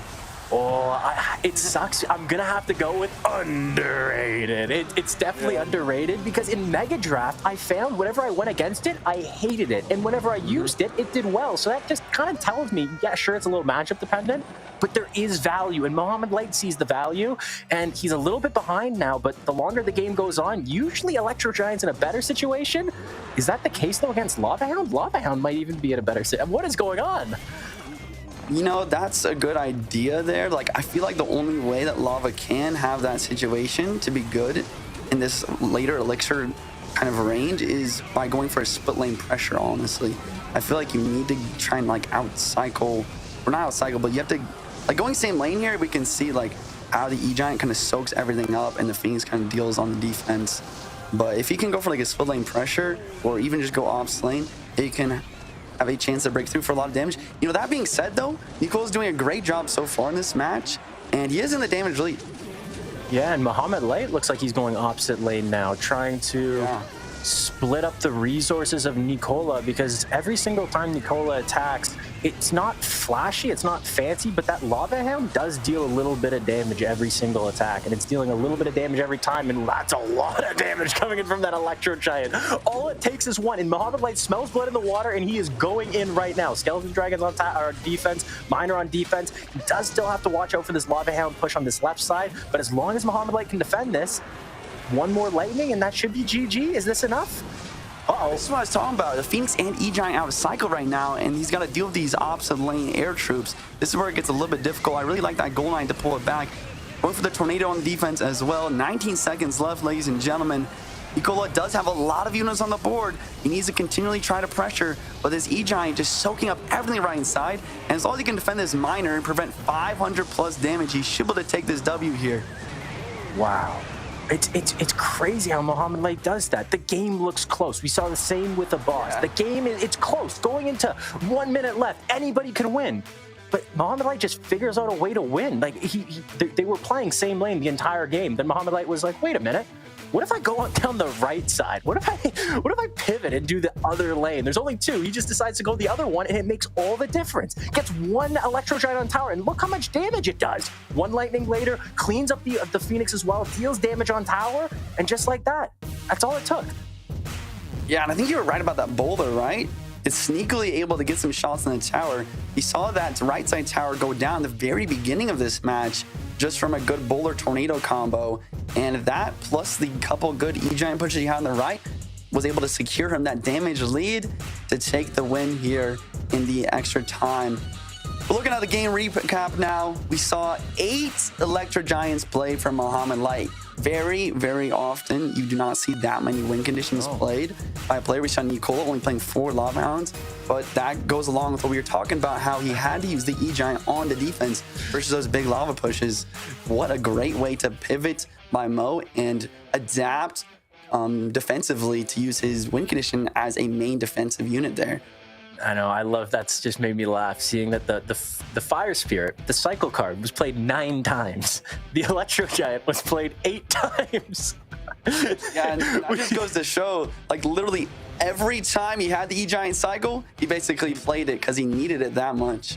Yeah, I don't know how Mohamed Light does it. He figures out the way to get maximum utility out of every single card he plays, and he's able to use a deck differently depending on the matchup. Maybe in certain matchups, the Electro Giant wouldn't be the true win condition. Sometimes it's the Golden Knight dashing on tower. Maybe it's the Lightning. But going into this next match against Alexi and Vitor, early predictions, JJ, do you got any? I mean, I gotta go for Vitor. He is a Serial World finalist. Alexi, maybe a little bit more of a newcomer. You know, still a very solid player. We see him in tournaments for quite a while, but he hasn't really made it to a big stage like that yet. Do you have any difference in your prediction? No, I think it's going back to the experience versus the inexperience. And in Clash Royale, I know it sounds weird to say, but it's a big factor. You used to play in the competitive scene, and you get nervous. And when you're nervous, think about your 12 win in a GC. You need one more. You get a little butterflies. You look back and you say, okay, I made a little bit of mistakes. And that's a big difference when we see the skill level of these players being so close, where one little mistake, and Alexi, that inexperience could give him the boot. Yeah, you talked about the nerves, you talked about the inexperience. Other thing is with the deck picks, guys. If you guys don't know, this tournament is being playing with out-of-games duels formatting, which means there's no pre-selected decks like you do in your Clan Wars. It's actually deck picks, and you can change those deck picks based on what decks your opponent picks. This meaning basically no cards can be repeated in your best of 3. If your opponent uses poison, maybe you use graveyard. If your opponent uses their main deck like Miner, then you can use a deck that gets countered by Miner usually. And I think that the more experienced players do a better job of picking those cards and understanding the patterns that come along with that. Whereas Alexi, maybe not played out of games dual formatting much in his career, is going to be definitely a big difference maker there as well. Anyways, we are hopping in the match. Looks like we do have Alexi coming out with an Electro Giant deck versus Vitor with a Miner control. What are your thoughts on the matchup here, Cashman? Before I get too deep into the matchup, take a look at this arena. It's gorgeous. I don't think I've played on this arena much because it is. I love the little lights in the background. It looks great, but going back to the matchup, I don't know why it always comes down to this in these matchups. I find that Miner should win. Yeah. Miner versus Mortar should win, but all it takes is one mistake. And Vitor, he has the experience, but we've seen him make mistakes in the past. And Alexi, if he can not only notice the mistake from Vitor, but also capitalize on it, that's going to be the difference. But I love this Electro Giant going into the Archer Queen. Easy cleanup, and we have a little bit of a push by Alexi. In single elixir, you don't see Electro Giant going super aggressive, but maybe this is the way Alexi believes he can take advantage of this matchup. Right, a lot of the time, E-Giant is a deck you might want to wait till double elixir with. Versus a quick cycle deck like this, I think that it's very important for Alexi to break through, or try to break through in the single elixir, just because later this match goes on, more Vitor are just always going to have that bomb tower and cycle for the E-Giant, or be able to have enough elixir to drop an extra poison to delivery on the defense. So I like Alexi's idea to try and break through here, but like we talked about earlier, Vitor, with such a strong matchup here, going to have that big building for the Electro Giant. Gonna have that. The bowler! It's back! I'm telling you, JJ. Bowler is the way. You have to. You're living in the past. You gotta adapt. Bowler is everywhere now. You gotta accept it. Maybe Bowler is gonna be the big difference maker here. Maybe Alexi can break through in this match with a nice Bowler Tornado combo, using the Bowler as if it was a Magic Archer. Maybe that's what he needs in order to win this game. And it's just so good in certain matchups against Royal Hogs, just clogging the lane, dealing consistent damage. And I love that Vitor played that bomb tower early. Yes, it got lightning, but he was able to cycle back very quickly to another one. And this is why this matchup's so weird to me, because it's that. You know that the Miner is going to deal damage if you don't pick it up. Then what other damage does Vitor have? It's not going to be most likely the Goblins or the Archer Queen. It's going to just be the spells. So it all comes down to, can Alexi defend the Miner, but also out-damage the spells of Vitor? Because it sounds simple. It's harder than it looks. If he does that, Alexi can win this game. Yeah, absolutely. We're so focused on the right-hand side. Look at that Barbarian from the Bar Barrel. Actually taking a massive chunk in his left side tower, bringing down to 1770. And that absolutely can be the difference maker in this match. If he can, like you said, defend those Miners throughout here, outpace the spell damage with his own spell, the Lightning. Lightning does more spell damage than a poison. Maybe he can win this game. Barbarian Barrel gonna come out here, defend the Miner pretty well. An E-Giant at the bridge, placed behind the chain here to try and get a bypass on the building. Not able to get it happening. Vitor with a really good poison plus delivery on defense. It is now in Vitor's court in order to basically try and out-cycle, get those Miners on the tower in order to come back. But, Alexi did a great job there with the poison. Or Alexi did a great job forcing on those poisons. How can Vitor play his match, Cashman, in order to save the poison for the offense to get the damage lead back?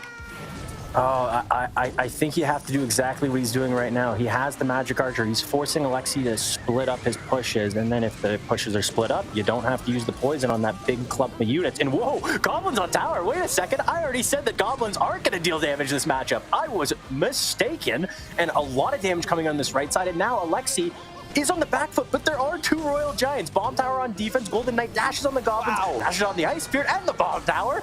Are we going to see him break through here? Is there anything Vitor can do? Huge Golden Knight dash. He does get the second Bomb Tower down on the defense along with the Miner. E-Giant right might be able to connect. Here comes a third E-Giant though. Arch Queen ability trying her best to slay off this bowler. Can he cycle back to a third Bomb Tower to defend here? Maybe, just maybe. What a play here. This E-Giant is walking towards the tower though with the lightning. Miner. Golden Knight dash. The Golden Knight dash doesn't kill enough, doesn't do enough damage. Poison gonna drop. Oh, it's gonna be shy. Even with the lightning, it would have still been shy. Oh my gosh, what defense by Vitor in those final moments. Most people would have fell there. I would have fallen there. I was getting anxiety just looking at 2 Electro Giants coming towards me. He stayed calm, he showed his experience, and he was able to push through that matchup and get the first game. Here we're looking at the replay of where Vitor got most of the Goblin damage. We saw this bowler get stunned by the log there, preventing the shot, and that's why the Goblins were able to do that much. Alexi late with the Golden Knight. We saw Alexi come back with this monster push. Maybe if he did that Tornado Dash a second earlier to kill the Ice Spirit, to prevent the freeze there, to get the E-Giant damage on the tower, he could have made the comeback that he was looking for, but Vitor just able to hold on just barely here and take a very successful game 1 in this best of 3. Or sorry, no, this is game 2. This is, right? This is going... No, this is game 1. Okay, sorry. No, this is game 1. No, you got me second guessing myself. I was like, wait a second, did we miss a game? I'm gaslighting myself, but you know, we saw once again here E-Giant players playing it very often. E-Giant gets a lot of value just in general, especially for those Archer Queens. You saw him use those defensively. And Vitor, on the other hand, playing his win condition 10 plus times there. You know, the Miners getting a lot of value just chip away throughout the match. I thought Alexi did a good job of catching those Miners throughout. But like we talked about, it was just those Goblins in the end there. I really didn't expect that bowler to get stunned there. Did you see that? When the log stunned, like he went for the pre-log, he hit the bowler, it stunned the bowler, and that allowed those Goblins to get so much damage. The bowler was not like shooting the shot to kill the Goblins there at the end. Oh, I didn't even notice that. Those little micro interactions are so crucial, and it sucks that the card that I was backing is the card that made him lose the game. Yeah. Maybe you shouldn't use Bowler if you're using Electro Giant. Maybe just watch out for the Goblins. Always be prepared just in case a log comes through. JJ, I got some tips for you. I got some tips for everybody. I know that you are the Electro Giant player, but I got some tips. Tip number 1, use Electro Giant. We haven't seen it lose today. It might be a good deck. Tip number 2, use it a lot. Just keep playing the Electro Giant. We saw another game where 7 Electro Giants were played, and that's a lot of Electro Giants. Yeah, and I think the biggest thing there, right, is because it's one of the only win conditions in Clash Royale that is just excels on defense as well. Like, you could use an Electro Giant, for example, just to defend a Ram Rider. But there's just no other card in Clash Royale that does that, and that's why we see them played so often. Enough of the E-Giant, though. Like, what are we looking at here in this game number 2? We got Alexi with the Roll Hogs, Cycle Dag, most likely Mighty Miner. Vitor with a Monk and Skelly Drag's Fireball Bar Barrel. I think I know the Ram Rider. I think I know this deck. Is it the Rage one? Rage Lumberjack? Right. Oh no, it's not Rage Lumberjack. Is it? No, it's not. Wait, is this RG with Skelly Dragons, Cashman? Is it back? Bro, this would actually be the Monk RG Skelly Dragons. We're seeing Skelly Dragons come into the meta because of the Skelly Dragons buff, but also the Phoenix nerf. Phoenix used to be in this deck. You're right. So it's often a double whammy. I didn't even think about that. I love that these pro players are so confident in their game that they're able to identify these changes and see immediately, okay, Phoenix out, Skeleton Dragons in. And I want to see if it's going to pay off in this matchup because I think it might help out with these Royal Hogs every single time. Is the last card for Vitor going to be Fisherman? There's no other version of this, correct? It's got to be Fisherman. And that's a good point there. Like, Fisherman just not getting very much value versus the Piggies in a matchup like this. No. Actually, if you look at Vitor's deck, he really does struggle versus the Piggies. He has a Fireball for them. He might have to save that fireball, that big spell for the defense, since he doesn't have a ghost or any other extra splash damage unit. But that could mean a very difficult breakthrough ability for Vitor as well. He kind of needs the fireball onto that bomb tower in combination with the RG. Yeah, it feels like it's Alexi's game to lose. He has all the tools on defense to defend these Royal Giants. This is the one thing that scares me, though, the Royal Giants behind the Monk. This one doesn't have its ability, but in the future, when we see the Monk and that big push and the Monk's able to reflect the firecracker shot, reflect the bombs from the bomb tower, that is the opportunity I think Vitor can get to break through and win this game, because it only takes one push with this deck. And here on defense, this is the problem, because every single time we're seeing a little bit of damage from these spells. Every single time you see the Royal Hogs come down, they deal a little bit of damage. So the time's ticking here for Vitor. A little bit late, a Monk ability from Vitor here does not deflect that firecracker shot. That's gonna make all the difference. Easy defense, and now it's Alexi's turn to kind of counter push. Once again, Fireball doing a great job on defense, wiping everything out in combination with that firecracker shot. Royal Giant at the back, is that what we're thinking? Oh, Fisherman at the back. Yeah, Alexi is down damage right now. Or sorry, he's up damage right now. I do think you're right about Vitor, though. Like, if he can just get that one RG Monk push going with the deflection on the bomb tower, with the deflection on a firecracker, that could be all he needs to break through to win.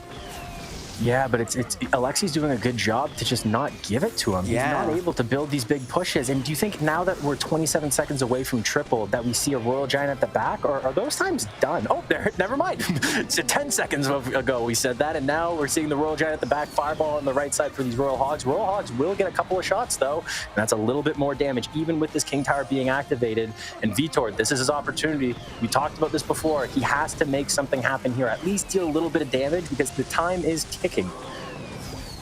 E-Spirit not going to connect to the firecracker. It's going to stay alive. Pigs coming in hot. This is triple elixir time. Vitor trying to save the fireball for the offensive. Another firecracker at the bridge is going to get a lot of chip. A great log, stunning the Barbarian, gets a second firecracker shot. Here comes that one big RG Monk push, though.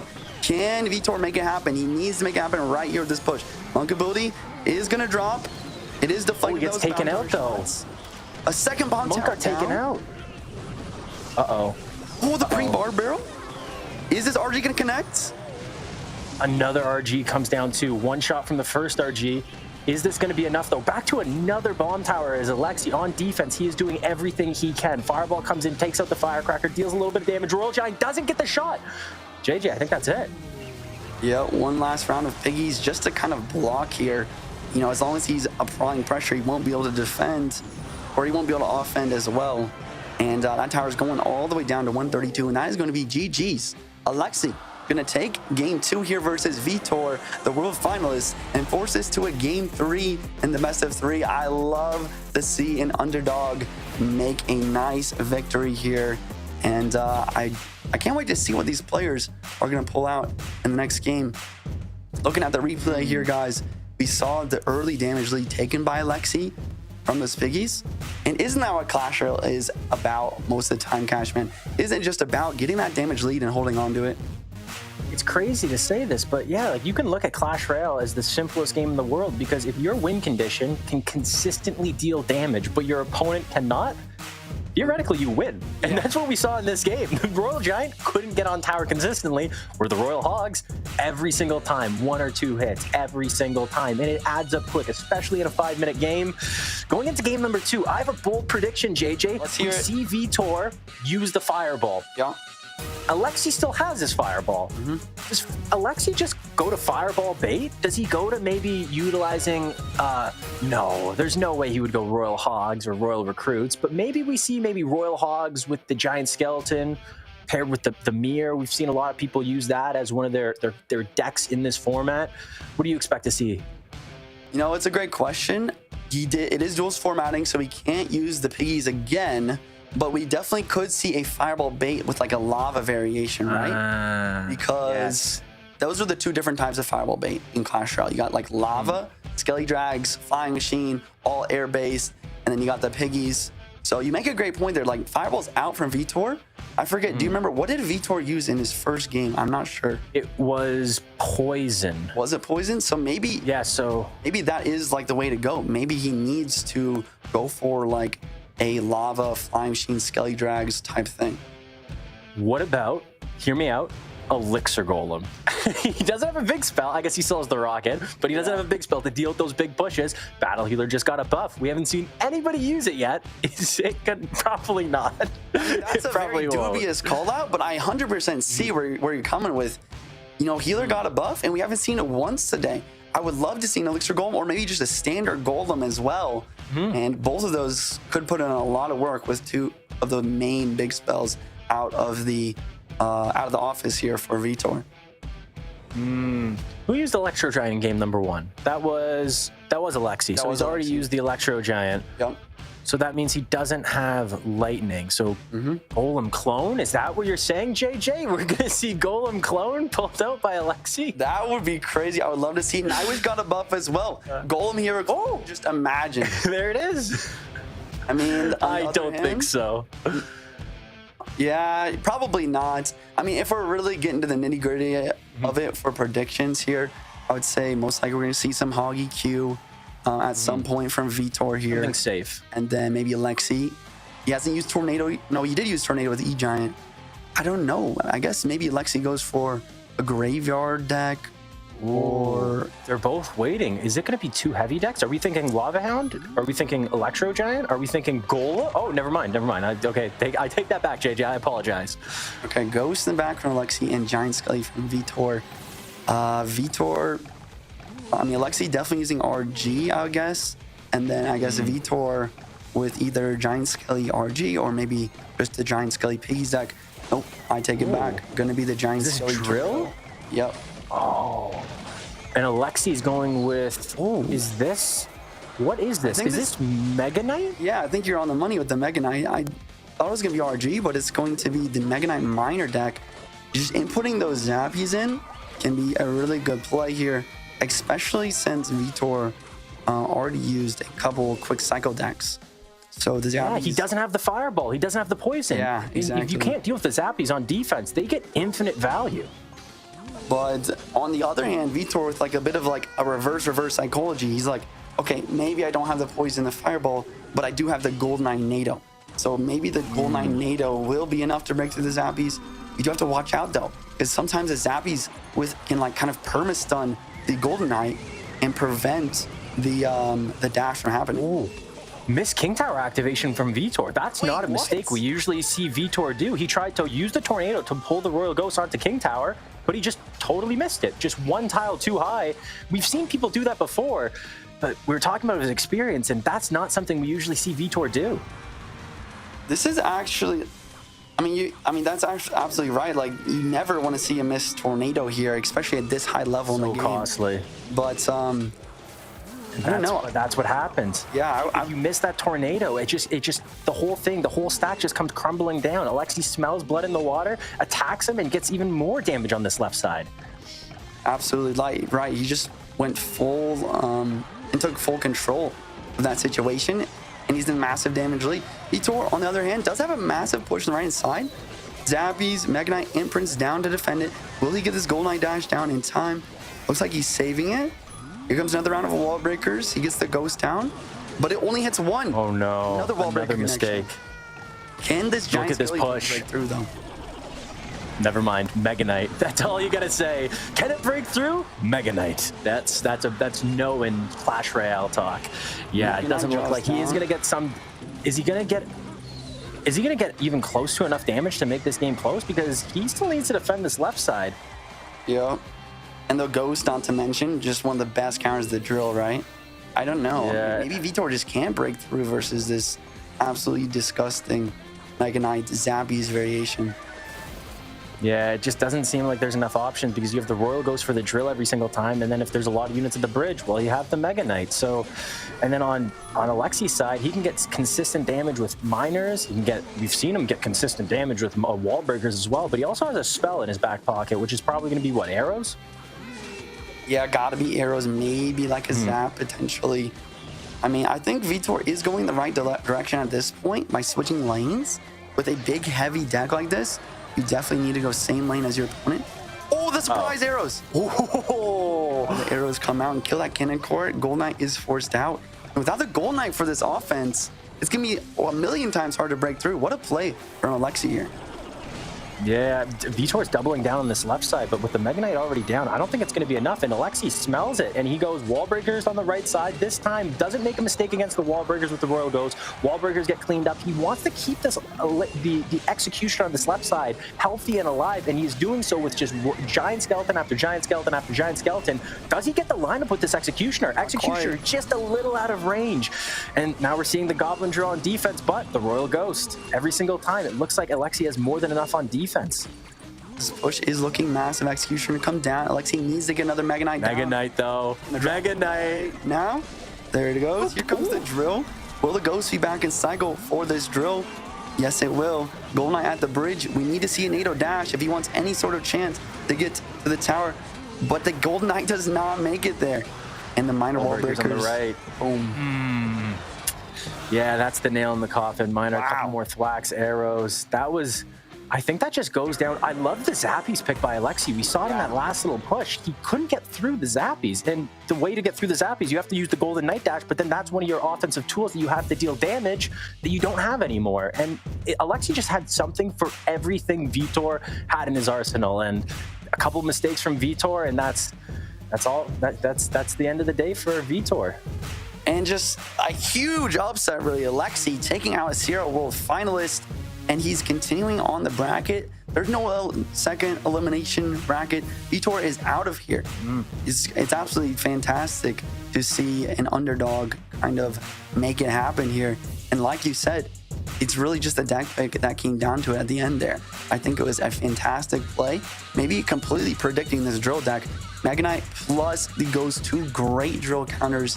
And then Vitor, we saw him struggle throughout the entirety of the match versus those wall breakers. The wall breaker is a great pick as well. You know, he doesn't have any sort of small spell like the log or the arrows in the deck there to deal with the minor wall breakers combos. Yeah, I wasn't expecting it. We were talking about the experience versus the unexperienced going into this match, and I wasn't expecting the mistakes to come from Vitor, the experienced player, the player that has been here before. He's been on the biggest stage, the World Finals. He missed a couple of wall breakers, and he missed a couple of Royal Ghosts, but we're seeing players like Asaf, like Alexi, go from being, okay, these guys are good at ladder, but can they do it in the competitive scene? And now they're showing us all right now, yes, they can. And you just mentioned it right now. I mean, it really comes back to that missed tornado by Vitor. If he didn't miss that tornado at the very beginning of the match, I mean, there's so many situations where that one wall breaker hit might not have happened. And the minor chip maybe doesn't get as much. And that was the really big deal breaker there. He threw that one chance that he had, and that's what made all the difference. And he just wasn't able to come back from that early damage deficit after that big mistake. Yeah, it was some crazy gameplay. And don't go anywhere because we will be back very, very soon. The Snapdragon Pro Series powered by Samsung Galaxy is brought to you by Snapdragon Elite Gaming, Samsung Galaxy S23 Ultra, Monster Energy, and DHL.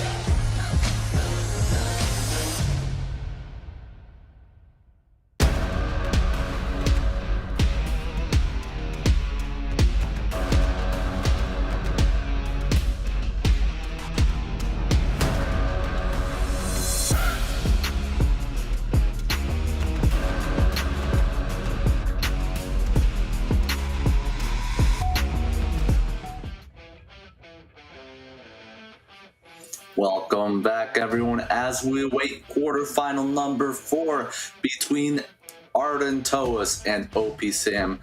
Juicy, talk to me a little bit about the history of both these players. OP Sam, a longtime veteran. Arden Toas made his mark last year, trying to transition into something this year. Yeah, I mean, both great players, like you said. OP Sam, the veteran, known for his crazy decks, the mad scientist decks. Arden Toas, one of the best rookies last year. He went very far with the CRL qualifiers. I would love to see him make it to the World Finals again this year. And, you know, based off that, he's definitely got it in him to take OP Sam down here. I mean, overall, I would probably say my prediction is for Arden Toas. Do you have any difference in your pick here, Minnie? Arden Toas definitely has that youth and rising star energy behind him. OP Sam, longtime veteran, but been a long time since we've seen him have that X factor that we've seen him have. But let's see if he can bring that back today. Miner from Arden being the deck choice, and OP Sam with Hog Rider to open things up. Here comes the Hog Rider on the right-hand side log, not coming down in time. Looking at the matchup overall here, what are you thinking here on these decks, Minnie? It seems like a repeat of that Lucas versus Abbas matchup where we saw Abbas with the Mortar Miner and Lucas with the Hog Rider. This time, OP Sam seems to have Bomb Tower as opposed to that Mortar. So maybe you can utilize that to control the defensive end a bit more. This Hog Rider here is going to get 2 shots on the right-hand side. He's also got a Firecracker, though, and his value, as that seems, arrows from Arden Toas could spell big trouble for Sam. Here comes the Skelly King ability with the Cannon Cart on the right side. Cannon Cart does log on for 1 second, gets 1 shot, but Log gonna knock that back. While the Mighty Miner kind of deals with the rest. We did see the Mighty Miner nerf, about 2.2% HP nerf come through. Have you noticed a big difference in that nerf with the card? It's very slight. It's definitely going to change a countless amount of interactions on that long term. Maybe it won't have that much time to get to that final level of damage. Maybe it'll come down too quickly when it's fighting a swarm of troops and won't get the bomb off. It's definitely going to make it a lot less of a comfort for players, but I still feel like it's going to have a reliable place in this meta. Absolutely. You talked about the Firecracker and how it can get value. We're already seeing that already break through. Hog Rider not doing the job on the damage, but the Firecracker taking everything out on Arden Toas' side of the map and getting a lot of chip damage on that Princess Tower. Do you think OP Sam can continue to make that happen by outcycling those arrows from Arden? Sam's gotta be happy with how this game has started, and can I just say I love the Skeleton Dragons. This, I believe, is the 3rd or 4th game that we've seen them today from Arden Toas. Yeah. Skarmy not gonna come out in time, but Sam's doing a great job of defending and keeping damage off his tower. Ice Spirit a little bit misplaced, but cleaned up by the Hog Rider on offense. Looking to transition counter pushes to offense are both of these players. Hog plus pre-EQ, Hog not connecting, but Order is prevented any shots, and the EQ is always chipping away. Sam always cycling these Firecrackers in the back, trying to outcycle his opponent's arrows. A Firecracker can actually dodge arrows here. Is that a big damage, is that a big difference maker here in this match, or do you think he's gonna be okay? That is huge. It wastes the Miner, which means that Arden Toas has to wait for another cycle to get his offense going. He's really got to adjust and get into a cycle where he's getting that Skeleton King across the bridge. He can't really play his Mortar because it's just EQ value, but he's got to get his Skeleton King across the bridge, tanking for the Miner, and get some arrows either on the Firecracker or the Goblins to open up the door for that Miner to get damage. Like you said, OP Sam up a lot of damage here so far. I think the biggest thing, or the biggest way Arden could try to win and come back here is with a Cannon Cart lock. What do you think the chances are of getting that Cannon Cart to lock the tower? And what does he need to do in order to accomplish that goal? Barring a major mistake from Sam, it is going to be super difficult, but he needs to try to force out troops and get value out of these Skeleton Dragons. I believe that's the 2nd or 3rd missed arrows that we've seen from Arden Toas in this match. Not very characteristic of the young pro player, but he still has a minute to turn against the tide. Firecracker in the back, Mighty Miner to tank. XOB Sam trying to block the bridge here. Pre-goblins for the miner here as well. Hog plus pre-EQ, trying to break through some damage. Mortar coming down late, dodging a bit of that earthquake. But once again, the Firecracker getting so much value. Look at this counter push, double cannon cart, but Firecracker doing a good job of dealing with the Skelly Dragons and the bomb tower, taking out almost both of the cannon carts here. It's not looking great for Arden here on the offensive. He might be able to break through right here, though. Is exactly what Arden was hoping for. Take out that Firecracker quickly and get these Skeleton Dragons on the board. Miner in front to protect them both as well. Miner ability going to come down to try to get them off the tower, but too little, too late. Arden Toast takes game one. And then the uproar in triple elixir. Wow, a beautiful sequence from Arden, using the Skelly King 3-card cycle to get multiple rounds of the Skelly Dragons and the Cannon card, the two cards that really get a lot of value for him this matchup. Obi Sam tried his best to cycle through to multiple Firecrackers to deal with everything, but everything just staying alive just enough. And that miner at the end there, seeing that to distract one of those Firecracker shots, I think is what made all the difference. That is what allowed these Skelly Dragons to survive. Seeing that HP nerf really come into effect here. Without the HP buff, the Skelly Dragons would not have been alive there to take that tower down to 0 to secure Arden a very fantastic win here. Precisely, and we talk about champions being so useful for their unique abilities and their 3-card cycle, but in this case, OP Sam using that ability on the second to last defense and that Mighty Miner surviving, having to go down the left side of the lane, that made it so Sam didn't have the protection that he was used to having the entire game. That's what opened the door for Arden Toast to be able to break through. Kind of a double-edged sword, the Mighty Miner for Sam in this game. Absolutely. Do you think that maybe he should have kept the Mighty Miner on the right side more often throughout that match? Or do you think that it's just one of those things where you're forced to use that ability on the defense and then you don't have another tank to defend because you can only have one champ on the board, of course? It's just one of those things. When the ability has a good time to be used, go ahead, pop it. But maybe rely on the bomb tower for that aerial splash damage against the Skeleton Dragons in the next one. Maybe a high bomb tower to get that splash damage that the bomb from the Mighty Miner couldn't. More on that later. We go into game 2. Skeleton Dragons from the Mad Scientist now, and it's looking like it's RG from Arden Toast. Skelly Drags and a Heal Spirit. Interesting. We see a Magic Archer as well. Yeah, I guess a Bridge Spam, Skelly Drags, kind of Fireball bait. When you say Bridge Spam, are we looking at maybe seeing some Elite Barbarians plus Battle Ram? Or are we going to be... I think we are. Yeah, Elite Barbs, Battle Ram. I mean, overall in the matchup, what do you think? I mean, I would say E-Barbs usually have a pretty good situation versus Royal Giant. Am I wrong? They definitely do such a great job of sustaining. With this Monk, I'm interested to see what he can do. This is going to be a great activation for Arden Toast. There is a chance that OP Sam does have that Ram Rider seeing that Monk. Definitely open the channel up for that there. Monk ability probably going to be popped on offense just to give the Skeleton Dragon a little bit more time to go away at this Phoenix. And Arden Toast just has to be careful of playing RGs into E-Barbs. Quick Fireball misses the Ghost. Very close there. Could have maybe stolen the game for Arden Toast early. You know, he does miss the Ghost, but he does get a lot of value and some solid damage. Also, that RG there, guys, if you guys missed it, prevented that Magic Archer from locking on the tower, and that made quite a bit of a difference as well there. Ghost is going to sneak underneath the Skeleton Dragons at this point, and is going to get even more damage. We say I'm just not having a ground unit cycle, and he's forced to get this Monk down really late. Arden just taking the massive damage lead there with a perfect understanding of his opponent's cycle, going for that Ghost at the bridge at a very nice time. What do you think, Minnie? What can what can OP Sam do at this point in order to come back to maybe steal this match out from Arden here? Sam has got to keep his troops on the board, much like he's doing so with these Magic Archers. He has to start from the back. Monk from the back going towards the left, maybe Magic Archers going to the right. Get a good counter push and maybe some dual lane pressure to take the lane, but it looks like the Mad Scientist is having difficulty with his deck creations, not being so comfortable with the heavy nature and the cycle of this deck.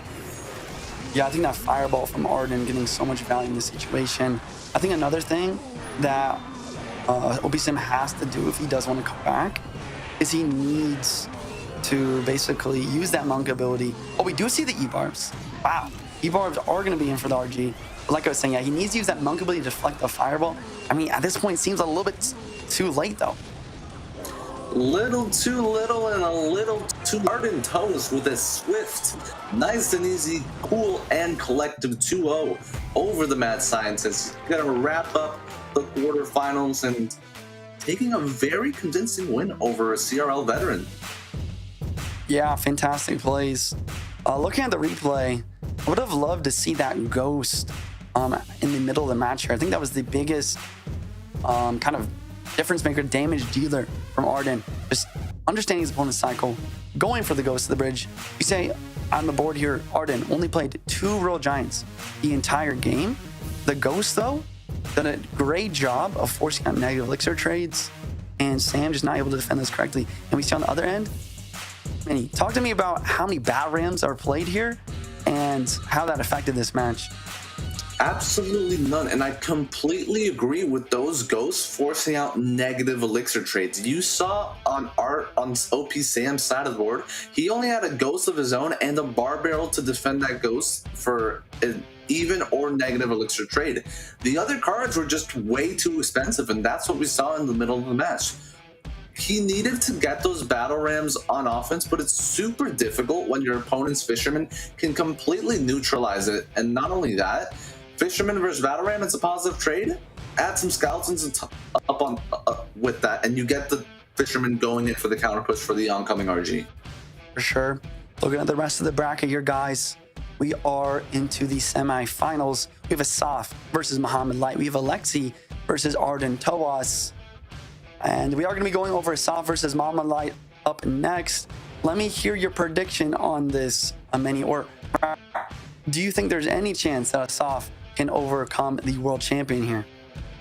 I think on paper in the Muhammad Lights matchup that we've had today so far, this one is the one where the opponent is expected to give a much closer fight than the previous rounds that Muhammad has played. Not only does Asaf have the experience and level to match Muhammad Light, we saw him beat Lucas just before. Yes, he got some 2 hog connections in game 3 where there was no NATO, but that's the game. And Asaf has shown that with some solid gameplay, he can fight an unfavorable matchup and be in the mix of it, especially against top-tier players like he did with Lucas.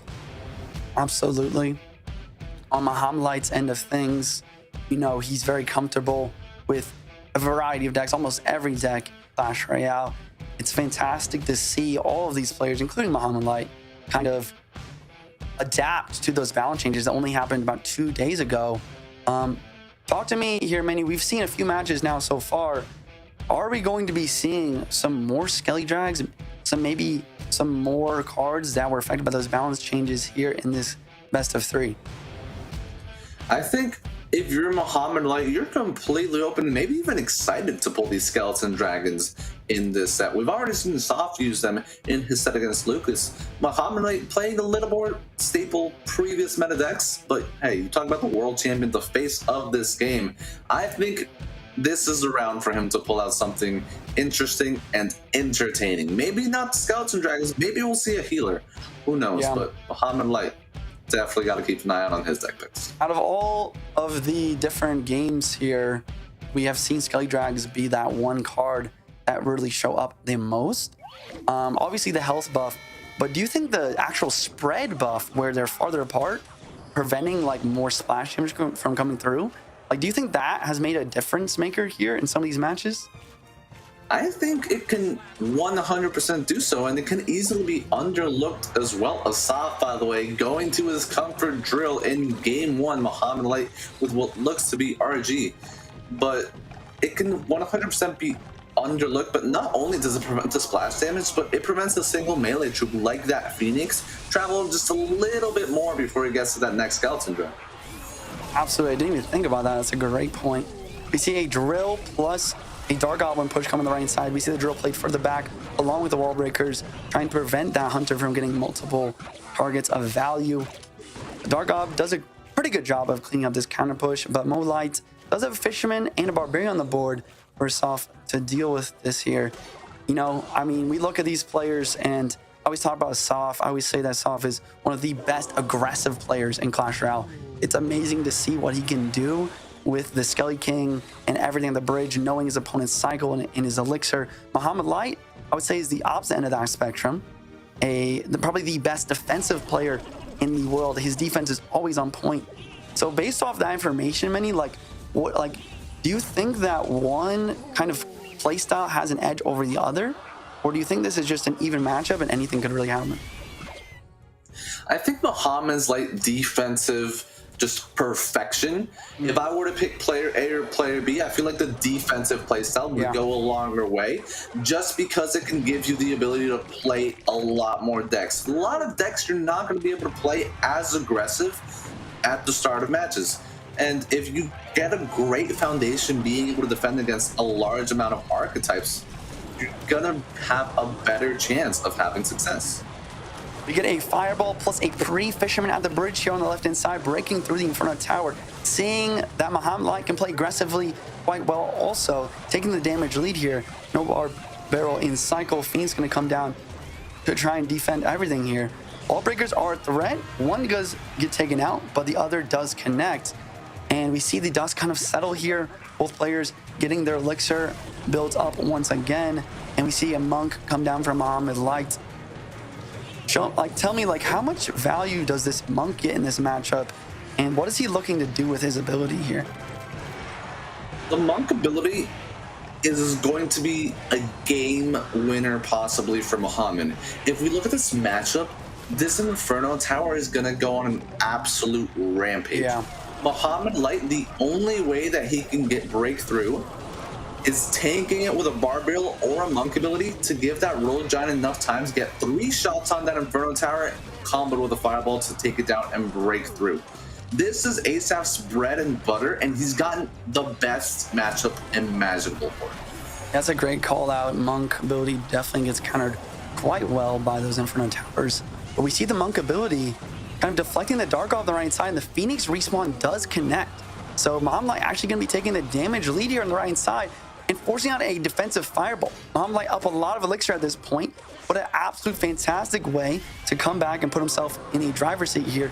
And he's going to double down, go for the Phoenix at the bridge with the RG, tanking here, forcing out defensive drill on the defense. Fireball going to drop down, Skarmy as well. Phoenix once again getting another respawn though, and the RG's locked. And we're heading into triple elixir, and the Phoenix locks on the tower once again. Ooh. Is this game over? Is there any way that Asaf can come back here? That is huge. With this Monk ability at the bridge, it's just going to come down to 2 Fireballs. That was just exquisite Clash Royale from Mo. This matchup where you're playing against the Tide, we talked about what he needed to do to get that RG on tower. Mo's like, you know what? He's going to be so focused on keeping that RG off his tower. Let's make the Phoenix the win con. Let's use our Monk to protect our Phoenix. Yeah. Make him have to overcommit or not even have enough elixir, which was the case, to pick that up. And Mo just showing us why he is our world champion. He's just simply the best of the best. Looking at the replay here, guys. He does not have log in this variation, so he's forced to Fireball the Dark Goblin. But doing that was just enough to get this Phoenix respawned. And Minnie, you mentioned it, Phoenix was basically the win condition of this deck in this situation. Not able to break through the RGs, but the Monk ability deflects, or not even only deflects, but prevents those logs from coming out earlier in this match, which made it so those Phoenix eggs were able to respawn. And yeah, 2 Phoenix connections is all he really needed to break through. What do you think, looking at the overall decks and the game recap here, what do you think Asaf had to do differently there? Did you see any big mistakes or any differences in his gameplay that he had to do to win that matchup? I think Mo did such a great job at not letting Asaf get those Skeleton Army and Dark Goblin value.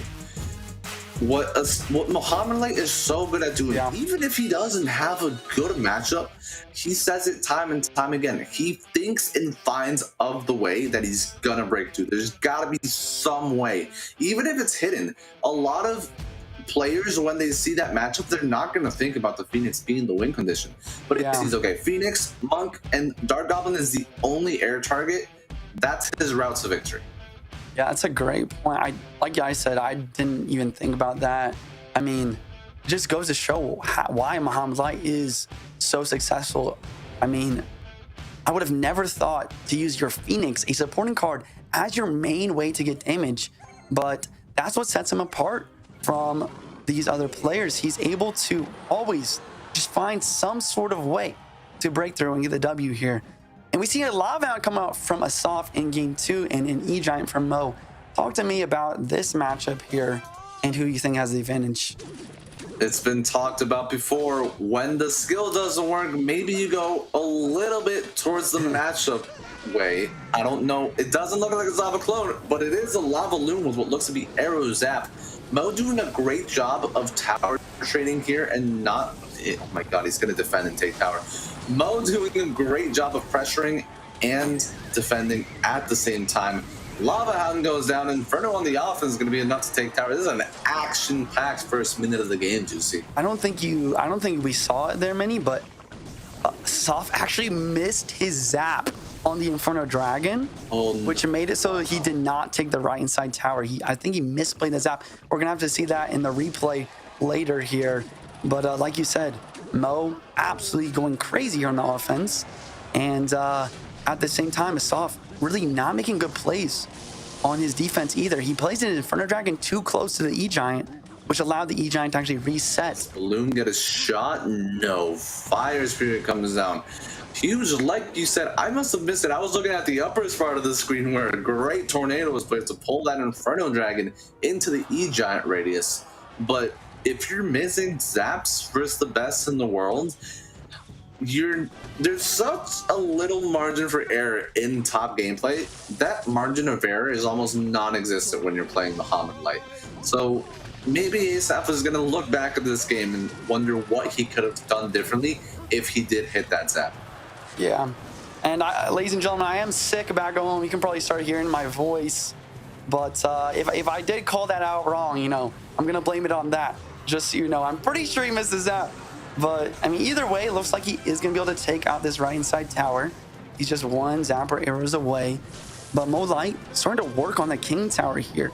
You know, generally speaking, E-Giant not very strong when it comes into the tower down situation. But at this point, it looks like he's got an advantage. Would you agree with me on that?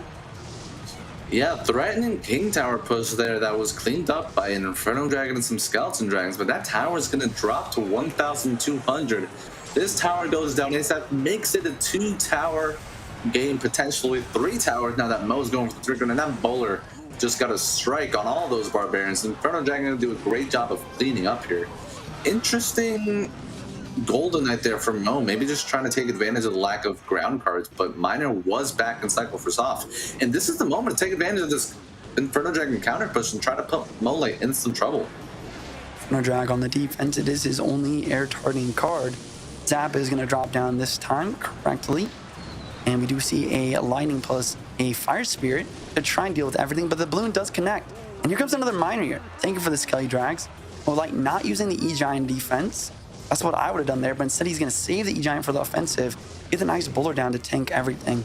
But another lava from Asaf, going back to what I was talking about earlier. So aggressive. He's a very great aggressive player, and he just knows that Mo Light does not have that Inferno Drag back in cycle. Great pressure on the right. At this point, who do you have here? Who do you think is going to win this, and why? It's just pure aggression from both these guys. Asaf using Lava Hounds to keep even one Skeleton Dragon alive, and Mo Light trying to capitalize on the overcommitment of the Lava Hound with a Golden Knight on the offense. Asaf looks to be creating sufficient enough pressure throughout this game to make this triple elixir very interesting. Lava Hound in the pocket, but you do have to watch out for precisely this. An E-Giant from Mo. NATO is going to come down with it. It's locked onto the bowler. Great tornado. It does reset the Electro Giant, E-Giant, and Bowler trying to get on the tower. The E-Giant does connect. That's going to put it in lightning radius. Mo Light just needs to save up to 6 elixir to get this lightning down. Abbas, not enough for the Barbarians to try and get the lightning block, and that is going to be GG's. Mohamed Light going to be taking a clean 2-0 sweep versus Asaf and heading into the grand finals. I mean, there's no surprise here. Mohamed Light just playing to the very peak of his ability. And we did see here, I was correct, the zap missed on the Inferno Dragon there. And that was probably the difference maker in this match. That mistake, it makes all the difference. It made it so Asaf had to spend so much more elixir, not only elixir, but time to try and break through his right inside to take the tower down. And at that point, Moonlight's damage on the King Tower was over at that point. Yep, completely spot on. From the first minute, it looked like Asaf was fighting an uphill battle, and it all comes down to that missed zap. If he hadn't missed that zap, towers would have been traded, and that much damage wouldn't have gone onto that King Tower, which was the reason why he lost that game in triple elixir. And maybe he could have finished the game in single or double elixir, barring that mistake. You look at this deck from Mo, and it has all the adequate answers to defend the Lava Hound pushes from Asaf, but it requires all the elixir and all the troops, to the point where we saw Mo not being able to get that Elite Giant on offense until that elixir overflow in triple elixir. Great play from Mo, slight mistakes from Asaf, and you just can't do that against the reigning world champion. Yeah, obviously Mo played fantastic. Let's go ahead and look at the bracket here, ladies and gentlemen. Muhammad Light is going to be advancing. There is no lower bracket. Asaf, he's out. We have Alexi versus Arden Toas up next, as well as the third place match. And we are going to be finishing off today with the grand final of whoever wins versus Alexi and Arden Toas. Mini, let me just hear your prediction here on Arden versus Alexi. Who do you got? I am excited to see with this one, Juicy. Alexi has shown some great gameplay today, especially to take out such a talent that is the Portuguese Vitor. Arden Toe is showing solid gameplay, but we talked about those missed arrows in his match against OP Sam, maybe showing a little bit slight mistakes. Alexi looks locked in from start to finish. Very excited for this one, as we have the rising star that continues to be Arden Toes versus a rising star, but just beginning to rise from the Argentinian Alexi. Interested to see how this one looks. Absolutely, really could go either way. No, Arden, I would say, would be my prediction. Alexi, like you said, though, played fantastic, taking out Vitor, Cyril, world finalist earlier in this bracket. That being said, guys, we are going to be doing a short break. We're going to be hopping into the semis, or the finals of the semis here afterwards. We'll see you guys then. The Snapdragon Pro Series powered by Samsung Galaxy is brought to you by Snapdragon Elite Gaming, Samsung Galaxy S23 Ultra, Monster Energy, and DHL.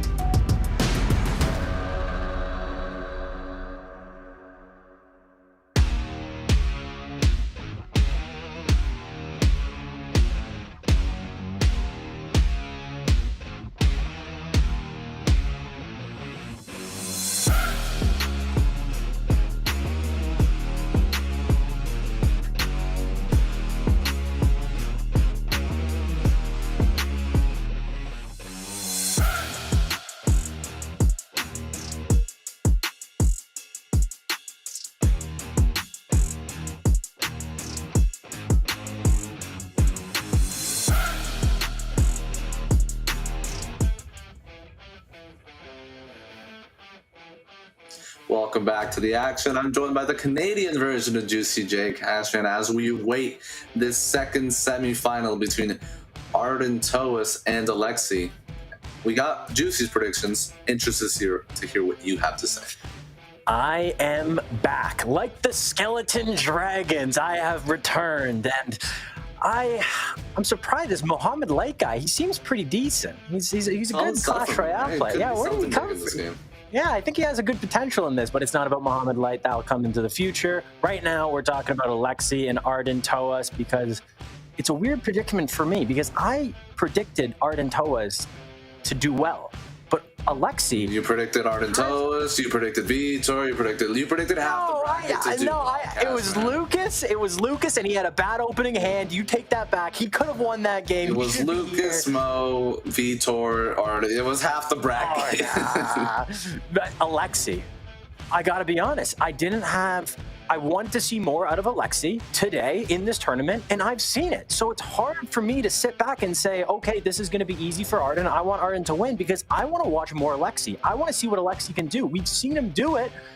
It's not about doing it once. It's not about doing it twice. It's about doing it multiple times. And will he be able to do that? I don't know. What do you think? We've talked about it before. Mo is consistently great. Alexi, we've seen great, but can we see the consistency part as this bracket continues? Arden Toas maybe a little rocky in the first games versus OP Sam. Does he have time to regroup? I'm interested to see the strategy because we know both these players play sensational Clash Royale when the cameras are turned off, when they're practicing, when there is no pressure. But when you do have a big task at hand, every small task feels like an insurmountable mountain. I'm excited to watch this game. It's kind of weird talking about this game, and also probably a little awkward for these players knowing that Mohamed Light is the next game, is the final boss. But let's just take a step back. Let's focus on this game. Arden going with maybe a little bit of Electro Giant out of the gate. And yes, it looks like Electro Giant versus Minor Wall Breakers, but which version? Is it going to be Minor Wall Breaker? Okay, there it is, not Mega Knight. We're going with a more controlled version. And this is going to all come down to Alexi's defense. If he can defend every single Electro Giant, which is easier said than done, theoretically, he should be able to win this game. And there he is. There's the bowler version. I love this version so much, Minnie. I know you do. I love to see it as well. You mentioned it in Mega Draft being so prevalent and so dominating. Do you feel like that's more of a reason because of decks in Mega Draft don't have the synergies that regular decks do to deal with cards like bowler? That is a good question. I think the problem with the bowler is it's either really good or really bad. There's some matchups where it's a dead card, and when you play it, it feels like it does more harm than good. And this matchup might showcase it because I can see this Magic Archer lining up with that bowler if it's distracted, getting piercing shots on tower. And is it that good against dealing with Minor? It's all right. I don't think it's going to be a good matchup for the bowler, sadly. And here, wall breakers do get picked up by the Goblin Cage. Goblin Cage is going to force out a little bit of elixir from Alexi. So our activation coming. Ooh, good eye. Forgot that the last card was Tornado. So now that Alexi does have that King Tower activation, we were talking about how important defense is going to be. Well, now he has a little bit of extra defense. He has one additional cannon on every single attack Arden throws at him. And if you're Arden, what are you doing here? Are you're hoping Alexi makes a mistake? Yeah, if you're Arden, you've got to hold off on receiving damage until triple elixir. We saw a similar type of overwhelm when Alexi played versus Vitor in that third game of the quarterfinals. But this is Alexi's bread and butter. We've talked about this. He loves this minor control deck. So if you're going up against E-Giant in a bad matchup, you know what you have to do. But when you're playing the best of the best with this deck, it becomes increasingly more difficult. I love what Alexi's doing here. He has the damage lead. He's dealt the majority of his damage on the left side, but it's not stopping him. He says, okay, well, if you're going on this left side, I'm going on the right side. And there's the piercing shots that we were talking about. And immediately we see the lightning go down on that Magic Archer to mitigate the damage, but that's a lot of elixir used. Wall breakers on the left side, Goblin Cage picks it up. And now that we're in sudden death, these Magic Archers, they scare me, Minnie. They scare me. They are such a threat for every single attack. And it's exactly like you say. Alexi is doing such a great job with this deck. He's making Ardentos uncomfortable every chance he can. You saw he NATO'd a Magic Archer to get it out of the way. Oh, here's another one. Let's protect it with a Valk, force out a Lightning. He's doing a great job at controlling the tempo of this game. And what he's doing, controlling and making Ardentos exhibit so much elixir on defense. Great Lightning and great protection, by the way. Very heads up from both players. But by making him expend on defense, he can't translate it to too much on offense. Golden Knight Dash, huge. Huge. I think that's just one art in the game. He should be able to defend this exactly with an Electro Giant. Easy defense. Now that forces Alexi to go on to the defensive. But this is good because it wastes time. Right now, Arden wants this game to be over immediately. And if you're defending, well, you're not attacking. So all Alexi has to do is hope a couple of these miners don't get picked up. These Magic Archers does get the lineup, gets 2 piercing shots. Miner on tower as well. Bowler is going to deal a little bit of damage, push it back. Another bowler on defense for the miner, but the damage is still coming in. And even more with this log. You're in the danger zone if you're Arden, and he's not able to build this big push, this Electro Giant push that we see these players usually do because of the constant pressure from Alexi. We're seeing the bomb tower on defense pull the Electro Giant far into the middle. We know both the King Tower is activated. We have 2 Magic Archers. There's a lot of defense on Alexi, and with 20 seconds left, as long as he can defend this, he's won the game. Alexi in deep waters right now. Sensational Golden Knight Dash once again. Lightning's gonna put it in range, but Miner log in the next NATO from Alexi is gonna be enough to take the game. Sensational NATO to wrap this game up of what was a tale of Magic Archers for Alexi. Wow. Just there, I thought Arden Toa stole that game. And Alexi, cool, calm, collective. He knew he had 8 seconds left, and he used every single one of those seconds to perfection. Getting damage, forcing out Elixir with the wall breakers, getting damage with his spells, with his miner. Magic Archer was a threat. I like Alexi, what he's doing just with confidence. He's not overexpending on defense. He's playing cards, but he's playing cards with a purpose. And I love to see it. Exactly. And you talk about confidence, you have to talk about the deck pick. At the start of today, we talked about Abbas and Alexi, both great miner players. Abbas not being able to use that miner gameplay to the extent that he wanted to, but Alexi in the semifinals, he's like, you know what? We've been dormant with miner enough today. Let's bring it out game 1. Not only does he get a good matchup, but the gameplay matched the matchup. It was great. Arden Toes had some great heads-up tornado lightning plays to open the door for that Golden Knight, but Alexi was quick fingers. He's got the log, he's got the wall breakers and the skeletons to keep that Magic Archer up and keep that tempo control. Yeah, Minnie, I don't know if it's good news or bad news, but I think that's the first time we've seen Electro Giant lose today, no? I believe you're right, and you gotta be honest, it had to happen eventually. Yeah, I guess that's a good point. Too many Golden Knights on tower. Let's just relax, E-Giant. Time for the minor wall breakers to shine. And as we reset, what do you think these guys are going to go into game 2 based off of the burns? So right away, I'm thinking of Alexi. You won game number 1, you're rocking, you're rolling, and the cards that your opponent used, is there any that really influence your decision on your next deck? Sure, he used Tornado, sure, he used Bar Barrel, but we're not going to see Log Bait, are we? No, of course not.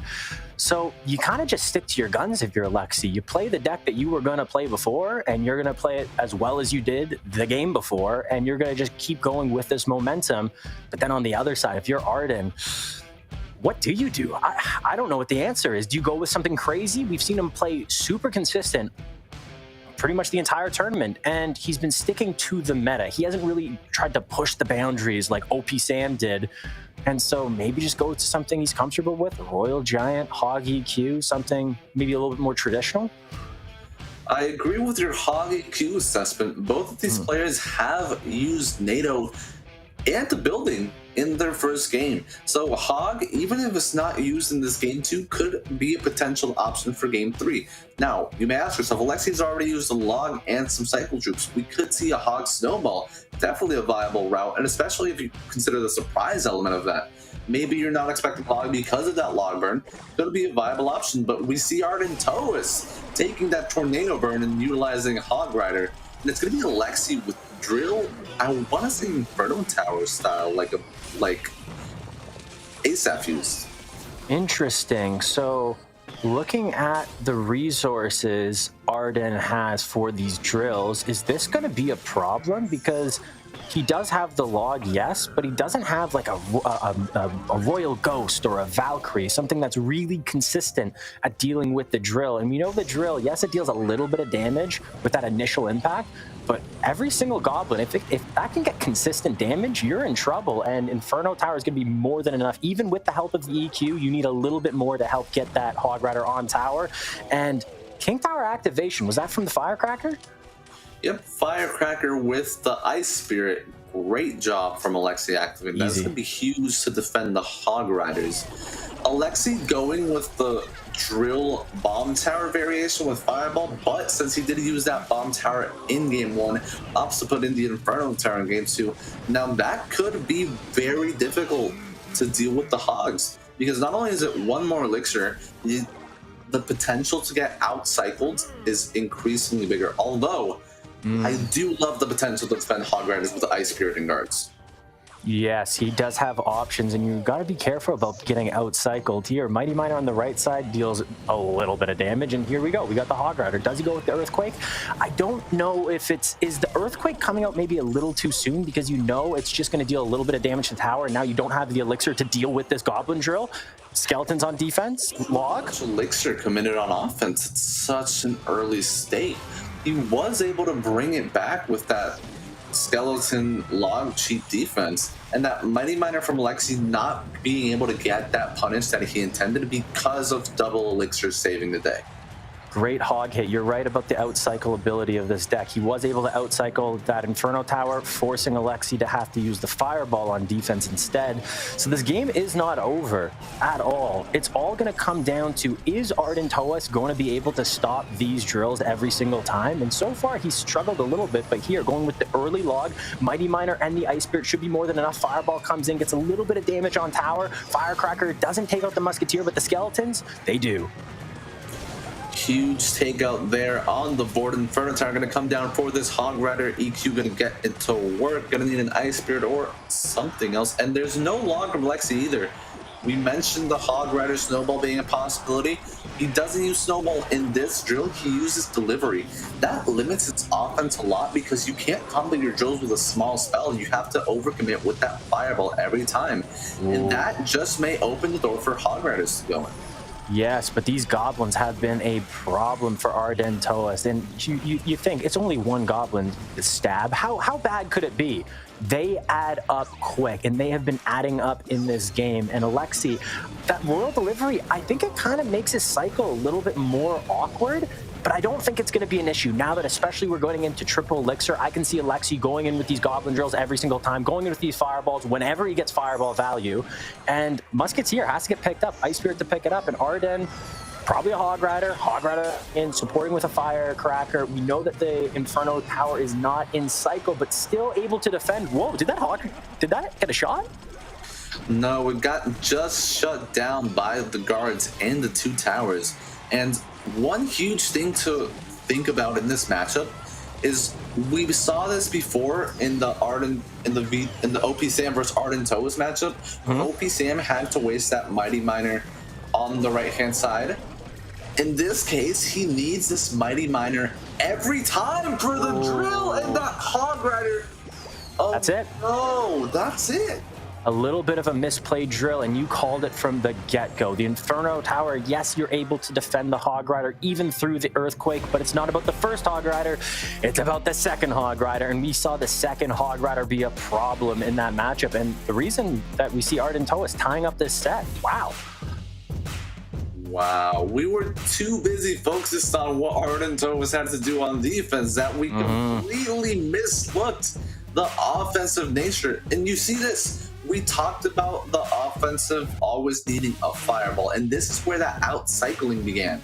That Inferno Tower, drill gets misplaced, and 10 seconds later there's a Hog EQ log on your tower. Yeah, even if he did hit that drill, I think that was the beginning of the end. The Band-Aid, the flood pipes were open, because even if he was able to defend that, you know, there's another Hog Rider coming down. And even if those Hog Riders didn't get on tower, the Earthquakes were just slowly adding up. I know it's gotten nerfs in the past, but it still does a lot of defense, and especially in Triple Elixir, it just seemed like there was always an Earthquake on the field, and there it is, 10 Earthquakes being played. So I love what Arden realized, because the Bomb Tower is a good option to deal with those drills, but Arden Toas realized, okay, let's just not use the Bomb Tower. Let's use cards to either cycle back to my Hog Rider, cycle back to my Earthquake, or just use cards that I can use on an offensive push. And I love that Arden Toas was able to recognize it seems like to the untrained eye, that Bomb Tower against Goblin Drill, it's your best counter in the moment, but it's not your best counter thinking long-term in the game. And I love what Arden Toas did there. 100% key to recognize. You could always see an intended way to defend something with that Bomb Tower, but you could also do Ice Spirit Skeletons, Ice Spirit Skeletons Log, Ice Spirit Log, Skeletons Log. Pick it up with a Mighty Miner. That's a great way to transition it into offense. And a key underdog overlooked in that match was the Firecracker for Arden Toas, because there was no positive elixir trade that Alexi could do to get it off the board without having to overcommit with something. Yeah, he didn't really. Those Firecrackers, it's one of my least favorite cards in the game. Was it Arden Toas today that missed the Firecracker twice? It was Arden Toas that missed the Firecracker today. Oh, so he used the card that was an enemy became a friend in this matchup. I love a good story when it comes back around, wrapped up with a little Christmas bow. I personally hate the Firecracker, but now going into this next game, we won't see the Firecracker from Arden Toas. His friend cannot be used. It is the dual format, so we're going to see completely different cards used, completely different decks used, and looking at Arden Toas going with the Royal Ghost, is it going to be Giant Skeleton Royal Hogs? Is it going to be a little bit of Royal Giant? Is it going to be... There's a lot of options with Royal Ghost. I didn't realize how popular Royal Ghost was in the current meta. Yeah, definitely a great one, especially in duel modes where your opponents can burn counters to it, where there aren't many that are positive elixir trades, to make that Royal Ghost be such a demanding card on your defensive pivot. Key thing to recognize, both these players have gone the cycle and mid-range decks route. It's time for some heavier base decks in this one. Arden Toas going with that Piggy's Mirror deck we all know and love. And what is Alexi's deck? Yeah, what is Alexi's deck? I think we got our first golem of the day. Oh, wait, is it? Is it Graveyard? No, is it like an old school Mega Knight Graveyard? No, I'm going crazy. I'm going too far back. I think the golem makes the most sense, but why not use like lightning, like a traditional golem? Questions. Minnie, what are you thinking here? Well, maybe because Arden Toas did use those big cards that lightning usually favor in that E-Giant, and he's also used a building in both of his decks. Maybe he finds some comfort in the Arrow Zap, as well as, let's be honest, the possibility for Arden Toas going minor spam or some sort of spam deck was open, so I don't completely dislike the pick from Alexei, and I'm honestly kind of excited to get some mini Pecha action for today. That is a great read from Arden Toas. Yeah, no elixir, recognizing it immediately, and the Inferno Dragon comes down for the Royal Hogs. If you're thinking of the worst counters to the Royal Hogs, Inferno Dragon might be number one. Yeah, Inferno Dragon's not good at defending graveyards or Royal Hogs. You're gonna need something else, but no elixir there, and that is kind of just the side effect of, okay, it's gonna be Lava Hound. That's the side effect of going with a heavy base deck if you're Alexi. Still a chance for him to get back into this one, because I'd love the potential for him to get every single troop, especially the Inferno Dragon and the Phoenix behind the Lava Hound. I just don't see... Oh, the balloon is going to make this a little bit different, but these Royal Hogs are going to be a problem. What card can Alexi use to defend these Royal Hogs? I'll save you the question. There is none. He has no big spell. He has no splash damage. He only has high target single attacking units, and that's not good against these Royal Hogs. And, ooh, that was down on the left side. Wait. Okay. Okay. Hold on. Okay, this is huge. Not only because it's going to force out the mirror arrows, most likely, but because Alexi was able to turn an unfavorable situation, being down all that damage, into his Howard trade scenario. Now, it's basically a clean slate. Mother Wish gets protected, but I'm really liking how Alexi can turn the rest of this game around. And it's funny because I was talking about how do you deal with the Royal Hogs of Ardentois, but also how do you deal with the balloon of Alexi? If you have Mother Witch, you have Zappies, but with the Zap Arrows combination, you can take off those Zappies and the Mother Witch. So this is a big push. This is a big push. Balloon in the pocket, yes sir. Mother Witch trying to defend. Is that going to be enough? Double Mother Witch. Arrows come in. Zap on the Zappies or zap on the Mother Witch. That's a lot of damage. Death Bomb should be able to take out the Zappies as well and the Mother Witch. And is there a world where Alexi, does he reset here or does he double down with something in the pocket? Great time to reset. Good call. Overcommit with the mirror, especially with those Zappies. Mirror Zappies, they're going to be sensational in defense, but they're not going to translate to the most offensive productivity. This is a great time for Alexi to get another scary push with this defense. This minigap is going to take out this Fisherman, and this Goblin Brawl is going to take care of the Giant Skeleton. Goes aggressive with Royal Hogs, but that Goblin Brawl is still putting in work.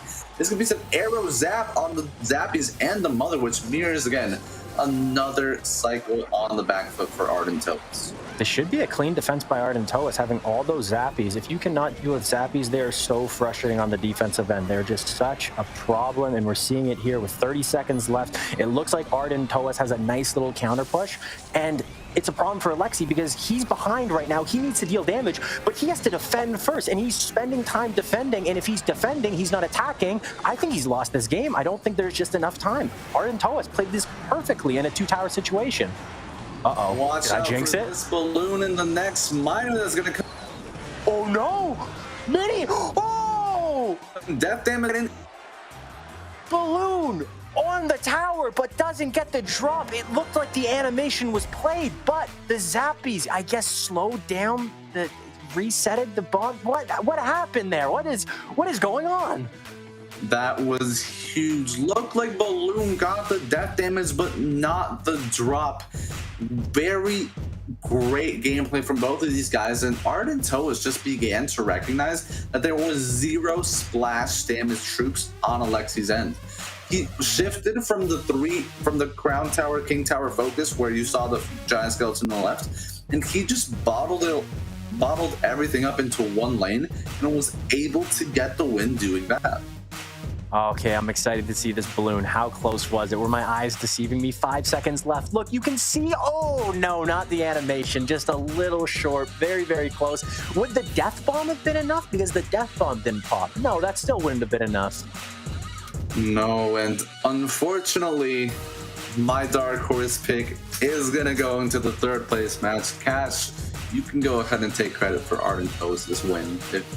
It was all me. It wasn't Ardentois. It was all me. And looking at what Ardentois played, immediately reacting with the Zappies. Whenever you see a card be played a lot in a certain matchup, that's because the player realized, wait a second, this card is really good in this matchup. And I like that Alexi figured that out really quickly. Not only that, but utilizing the mirror a lot of times with the Zappies, just to add a little bit more difficulties on the side of Alexi. He really struggled on breaking through, and I'm excited to see what the rest of this bracket unfolds, or how it unfolds, because we still have the third place match between Asaf and Alexi, and this is not a little bit. The difference between fourth and third place is $200. This match is $200. This still means something. And then, of course, we have the grand finals between Muhammad Light and Ardentois, two guys that I did say I wouldn't be surprised if we see them in the end. Yeah, we got it. The world champion and the world finals. Congratulations.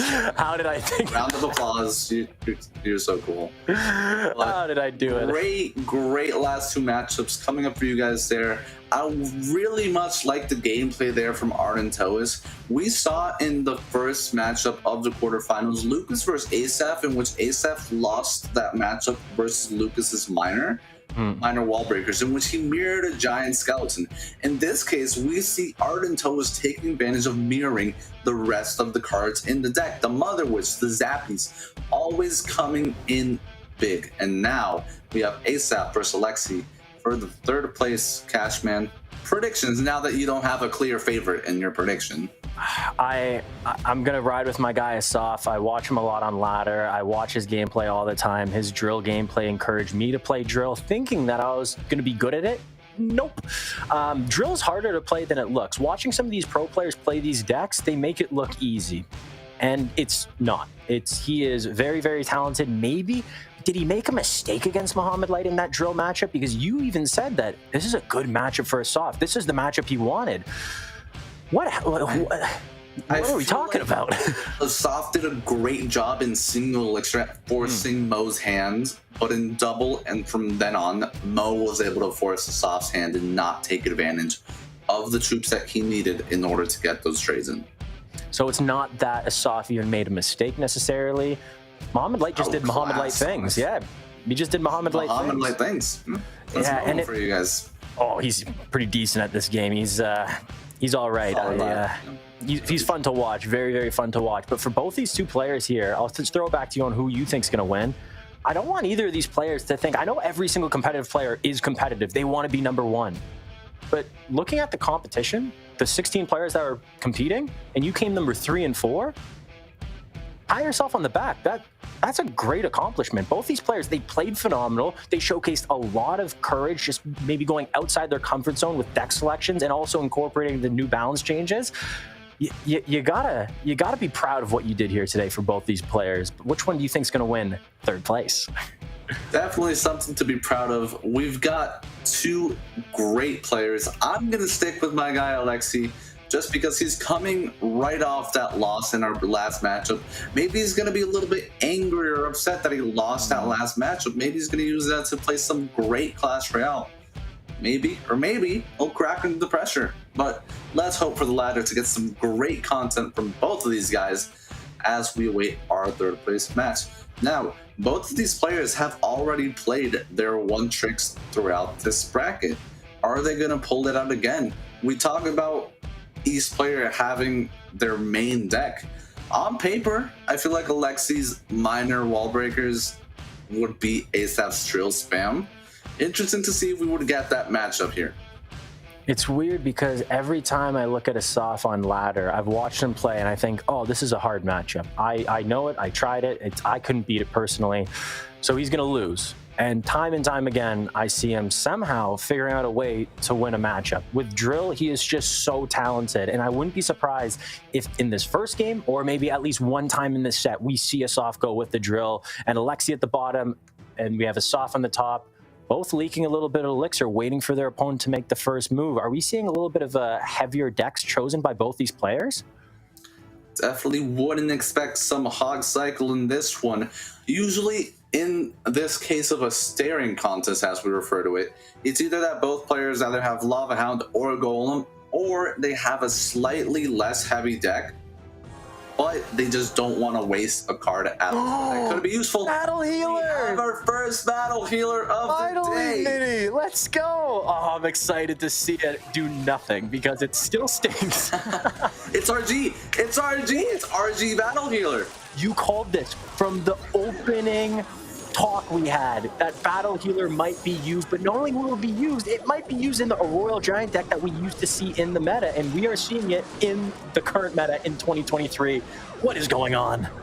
Oh, it's gotta do great now. You can't just pull it out and lose. Look at the stunning defense from the Battle Killer, just taking out Mother Witch is trying to spawn a piggy. Nah, not gonna happen. You know why? Because the Battle Killer is healing herself. That's what she does. Takes the Mother Witch out, reset, converting to an amazing counter pushes the Battle Killer. Now Asaf has to worry about losing his tower. Look, it's on tower. It's healing itself. One big shot.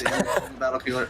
Oh my gosh, that is, I wouldn't be surprised if we see the Battle Healer in every single deck from now on, because that card was out of this world. I've never seen anything like it.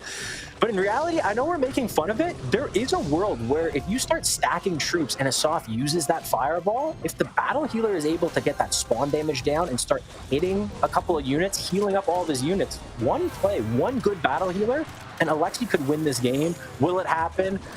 I don't know. I guess we'll have to find out. This definitely feels like an uncomfortable matchup for Alexi, just because that Monk is going to give both the Hunter and the Skeleton Dragon so much trouble. You talk about game one, this is a solid opening deck for Alexi. fairly unpredictable, but Asaf going with Monk RG control. We're used to seeing Skeleton King in this deck, which would 100% be doing Alexi favors without having that Monk in deck. But now, nothing left to do besides try to battle against this and get the win. It's interesting. I wonder if he's using the Monk instead of the Skeleton King because he wants to use the Skeleton King in one of his other dual decks or save it for another deck that he has up his sleeve. But here, you're right about the Monk going to be an issue. But look at this Royal Giant on the left side. He is going to get a couple of shots. Royal Giant on the right side only gets one, and Royal Giant on the left side gets three, I believe. And just like that, this game is 400 HP separating the left and right side tower. And this is where these games get a little bit more complicated. When you have one player going in one side, one player going in the other, you have to spend elixir on defense. You don't want to spend too much elixir because then it could be a spiral where your opponent, you attack, they defend, you defend their little counter push, and then you just keep getting a little bit of damage every single time. And Alexi, just like that, takes the lead on this left side. Uh-oh. That fireball on offense, huge from Alexi, and great recognition, expecting the Fisherman high at the bridge and playing the Battle Healer first to prevent the Fisherman from pulling the Hunter. Exquisite read of the situation, and now he can play your RG on the left side. Gotta be careful for a Fisherman pull. Fireball going to come down instantaneously on these Zappies. No. Where's the fireball? Where's the fireball? Not so. A little bit more passive and defend all that with a bar barrel, but now he's got to worry about this Royal Giant from Asaf. How does Alexi defend this cleanly? Because Hunter's going to be able to deal a decent amount of damage. Battle Healer is healing up the Hunter, keeping it alive, making sure it doesn't go down to that Mother Witch, spawning an extra pig. And Alexi, this is an awkward situation because you want to attack, but right when you go in on the left side, that kind of opens you up on the... This is it. This is do or die on the left side. You need to deal damage. He played the Monk ability in prediction for a Fireball, but mistimed it. Now that kind of opens the door for the Royal Giant. Fisherman does pull it into the other lane, though. Piggy's on the right-hand side, bringing that down into Fireball range. It's over. I think he must have lagged or something, because there's no way Battle Healer didn't win. Yeah. I think we need a VAR check again. Must have been Wi-Fi issues or something. I can't believe the Battle Healer didn't win, but it sucks because I love seeing these players really push the envelope, push the limits of meta decks and what cards could be in the meta. And it sucks because if you play something off meta and it works, you look like a genius. Everything you look like everybody praises you for it. Exactly. You're an innovator. You're the Elon Musk. But if it doesn't work, then people look at you as like, why didn't you do that? That's a mistake. You're an idiot for even trying this. Why are you doing this? And I want to see more of it. I think that matchup was maybe a little bit more difficult because look at Asaf on defense. He has the Zappies, he has the Fisherman, and the Tombstone. Also, the Monk is really underrated at dealing with these Royal Giants. And Alexi, like, all you have is really the Hunter and the Fisherman to deal with these Royal Giants. And we saw that was not enough. 100% matchup, not the best on paper for Alexi, but I felt like he should have tried to keep his foot on the gas after he got that major damage. We were waiting for the fire, but we were calling it, but maybe just easing off the gas at an unfortunate time. And after that, he pulled off some great defenses, but we talk about the matchup. He didn't have a building, he didn't have Zappies for his stun or a reset, and the Hunter was always a target for that Monk ability. Yeah, I think the deck that Alexi played has potential. But also, if you're playing a deck that is incorporating the recent balance changes, that means that you haven't played it as much as other decks. You don't have experience with that deck. You don't know every single matchup. And maybe just trying to be a little too aggressive in the wrong situation, because we saw a couple of those Royal Giants just by themselves try to get damage on the left side. Maybe it was just a force out elixir, but if you defend it with a Tombstone and Zappies, that's 7 elixir that you used on defense. That Royal Giant 6 elixir, and you still have the Zappies if you're a soft. So I don't know, is it a misplay? Are we seeing a little bit of fatigue adding up with these players? Just because it has been a long day, a lot of quality Clash Royale, it does drain you. It is very draining. Such a long day of Clash Royale just to have Muhammad Light win it all in the end. These players have to be at their limit, being tested, big money up for grabs, big pressure mentally draining them as well. Into game 2 we go. Alexi, we're seeing that minor Ice Spirit log, bread and butter for him. Asaf looking to be rocking E-Giant with that Goblin Cage. Ooh, is there a world where it's Lava Hound? No, probably not. We've seen it come out a couple of times today, but I don't know why you would do it against Alexi. Oh, it is Lava Hound. That's what he was saving his Skeleton King for. It's Lava Hound. It's either going to be Lava Miner. It is Lava Miner, correct? It 100% is, and you look at why. Alexi's main deck of Magic Archer Miner NATO, great job against many decks, but struggles so much against Lava Hound. I wouldn't be surprised if Asaf has Fireball instead of arrows for that expected Magic Archer. But Alexi's switching it up this time around, going with Archer Queen and a different variant of control instead of the minor wall breakers. Yeah, maybe Alexi being a little bit too predictable. We've talked about this early on in the show that a lot of times in game number 2, especially if you lose game number 1, that's a game changer. Inferno Tower and the Archer Queen. That should be more than enough to defend every single Lava Hound push, even if you have a miner, even if you have a balloon, even if you have 2 Lava Hounds. Getting through this defense that Alexi has, I think this game might be over, and that's just because of 1 card, which is crazy to say. Yeah, we gotta be expecting the poison at this point. This is just gonna be a series of solid defenses for Alexi, but Asaf does have potential to steal the game with an Inferno Dragon with a Skeleton King ability, so not over just yet. Will we see the Skeleton Dragons from Asaf come behind Lava Hound? Oh, they're the best card in the meta. Arrows take out the Inferno Tower. This could be huge. Yeah, we're seeing Alexi just go in on the left side to try to force out some elixir so Asaf can't support this push on the right side. Ooh, and did he waste the elixir as well? That could be an issue. We have Royal Delivery coming in for the left side, so allowing the pups to get on tower on the right side. Flying Machine might get the lock on the right side. No, Goblins come down, perfect timing. Skeleton King should be more than enough to deal with the Goblins and this miner on tower, but this miner, thwack, thwack, thwack. These hits are adding up. It doesn't deal a lot of damage, but even isn't there a saying about how does a water go through a stone or something? Maybe this is like something totally different, but it adds up quick. That's what I'm trying to say. It adds up quick. And this right side, you see the Lava Hound coming down immediately, and we see the Archer Queen and the Inferno Tower. This is free. It's free. You can't break through this. Does Asaf know that? I mean, you call it free, but look at the damage that occurred on the left-hand side from that ability. It's not the first. Any moment. It's not over just yet. What I really am kind of not understanding is why there's no miner from Asaf.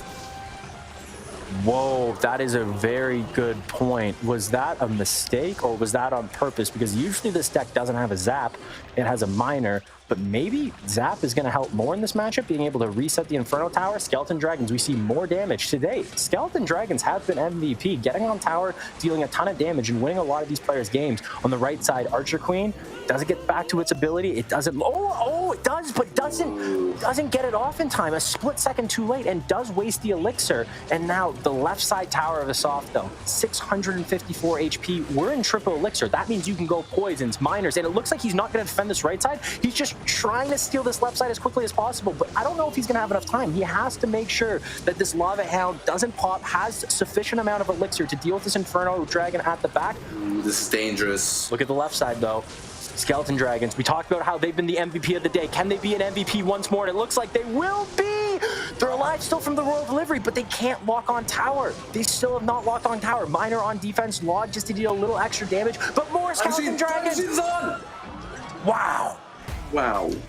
The damage, the damage. I love what Asaf did there. He attacked the right side, he attacked the left side, and we talked about Alexi. He has the Archer Queen, he has the Inferno Tower. How are you going to break through? Well, the way you break through is if they use it on one side, you go to the other side, and it worked perfectly. That was a close one, though. It just felt like Asaf was throwing the kitchen sink at the end of that game, and that's what he had to do. The Archer Queen, there was never enough elixir to get her back on the board after it went down on the right because of this constant pressure. The Skeleton King ability even went down and protected the Skeleton Dragons. Miner came down, DPS down completely instantly. Back to another delivery. No, you're not. Arrows take the game along with that pressure. And, I mean, that's just, it's never over until it's over. I wasn't expecting the Skeleton Dragon buff to do anything. I didn't think it was much.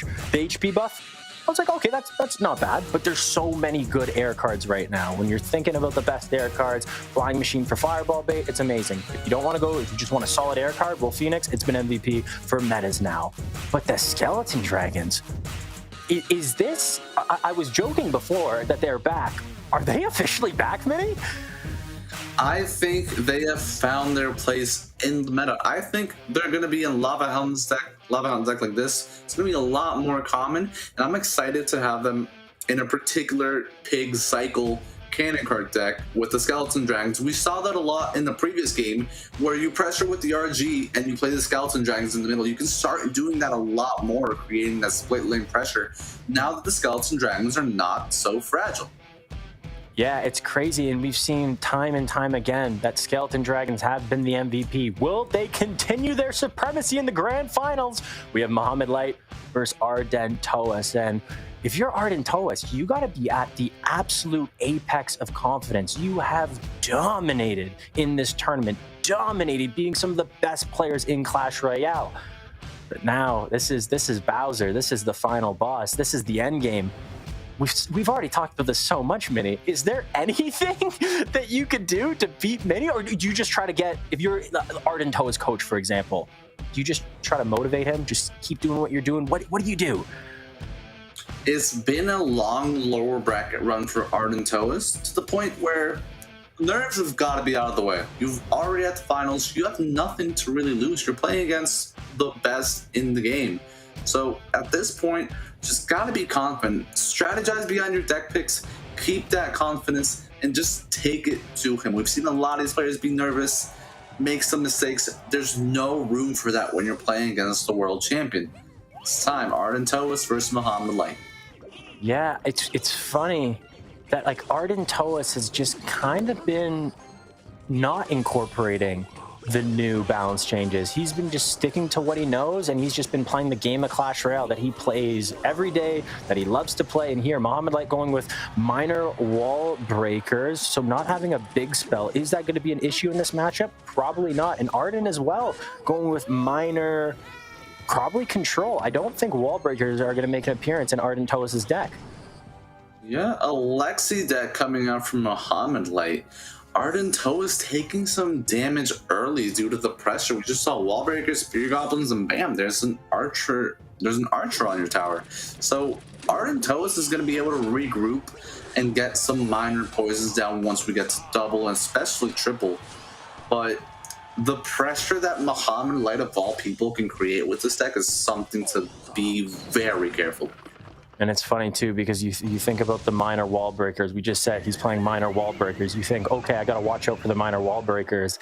It's the magic archer that scares me in Mohamed Light's hands. Even the spear goblins with that recent buff where they throw a little bit farther, I don't know, they seem to get a little bit of extra shots every so often. And against Mohamed Light, you can't give him anything. You can't give him a chance to beat you with that little bits of chip. You have to make sure you pick up every miner. You have to make sure every spear goblin doesn't get on tower. Spear goblins on defense is going to be a clean defense, and magic archer up high just to take out this bomb tower. But look, the spear goblins, consistent shots every single time, and it adds up similar to the miner. It's just this little bits of damage, just micro interactions that Mohamed Light, whoa, minor wall breakers on the left, right in front.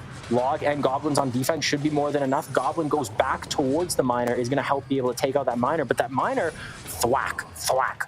It adds up quick. Magic Archer at the bridge, very aggressive Magic Archer at the bridge, and Archer Queen is going to be able to take it out.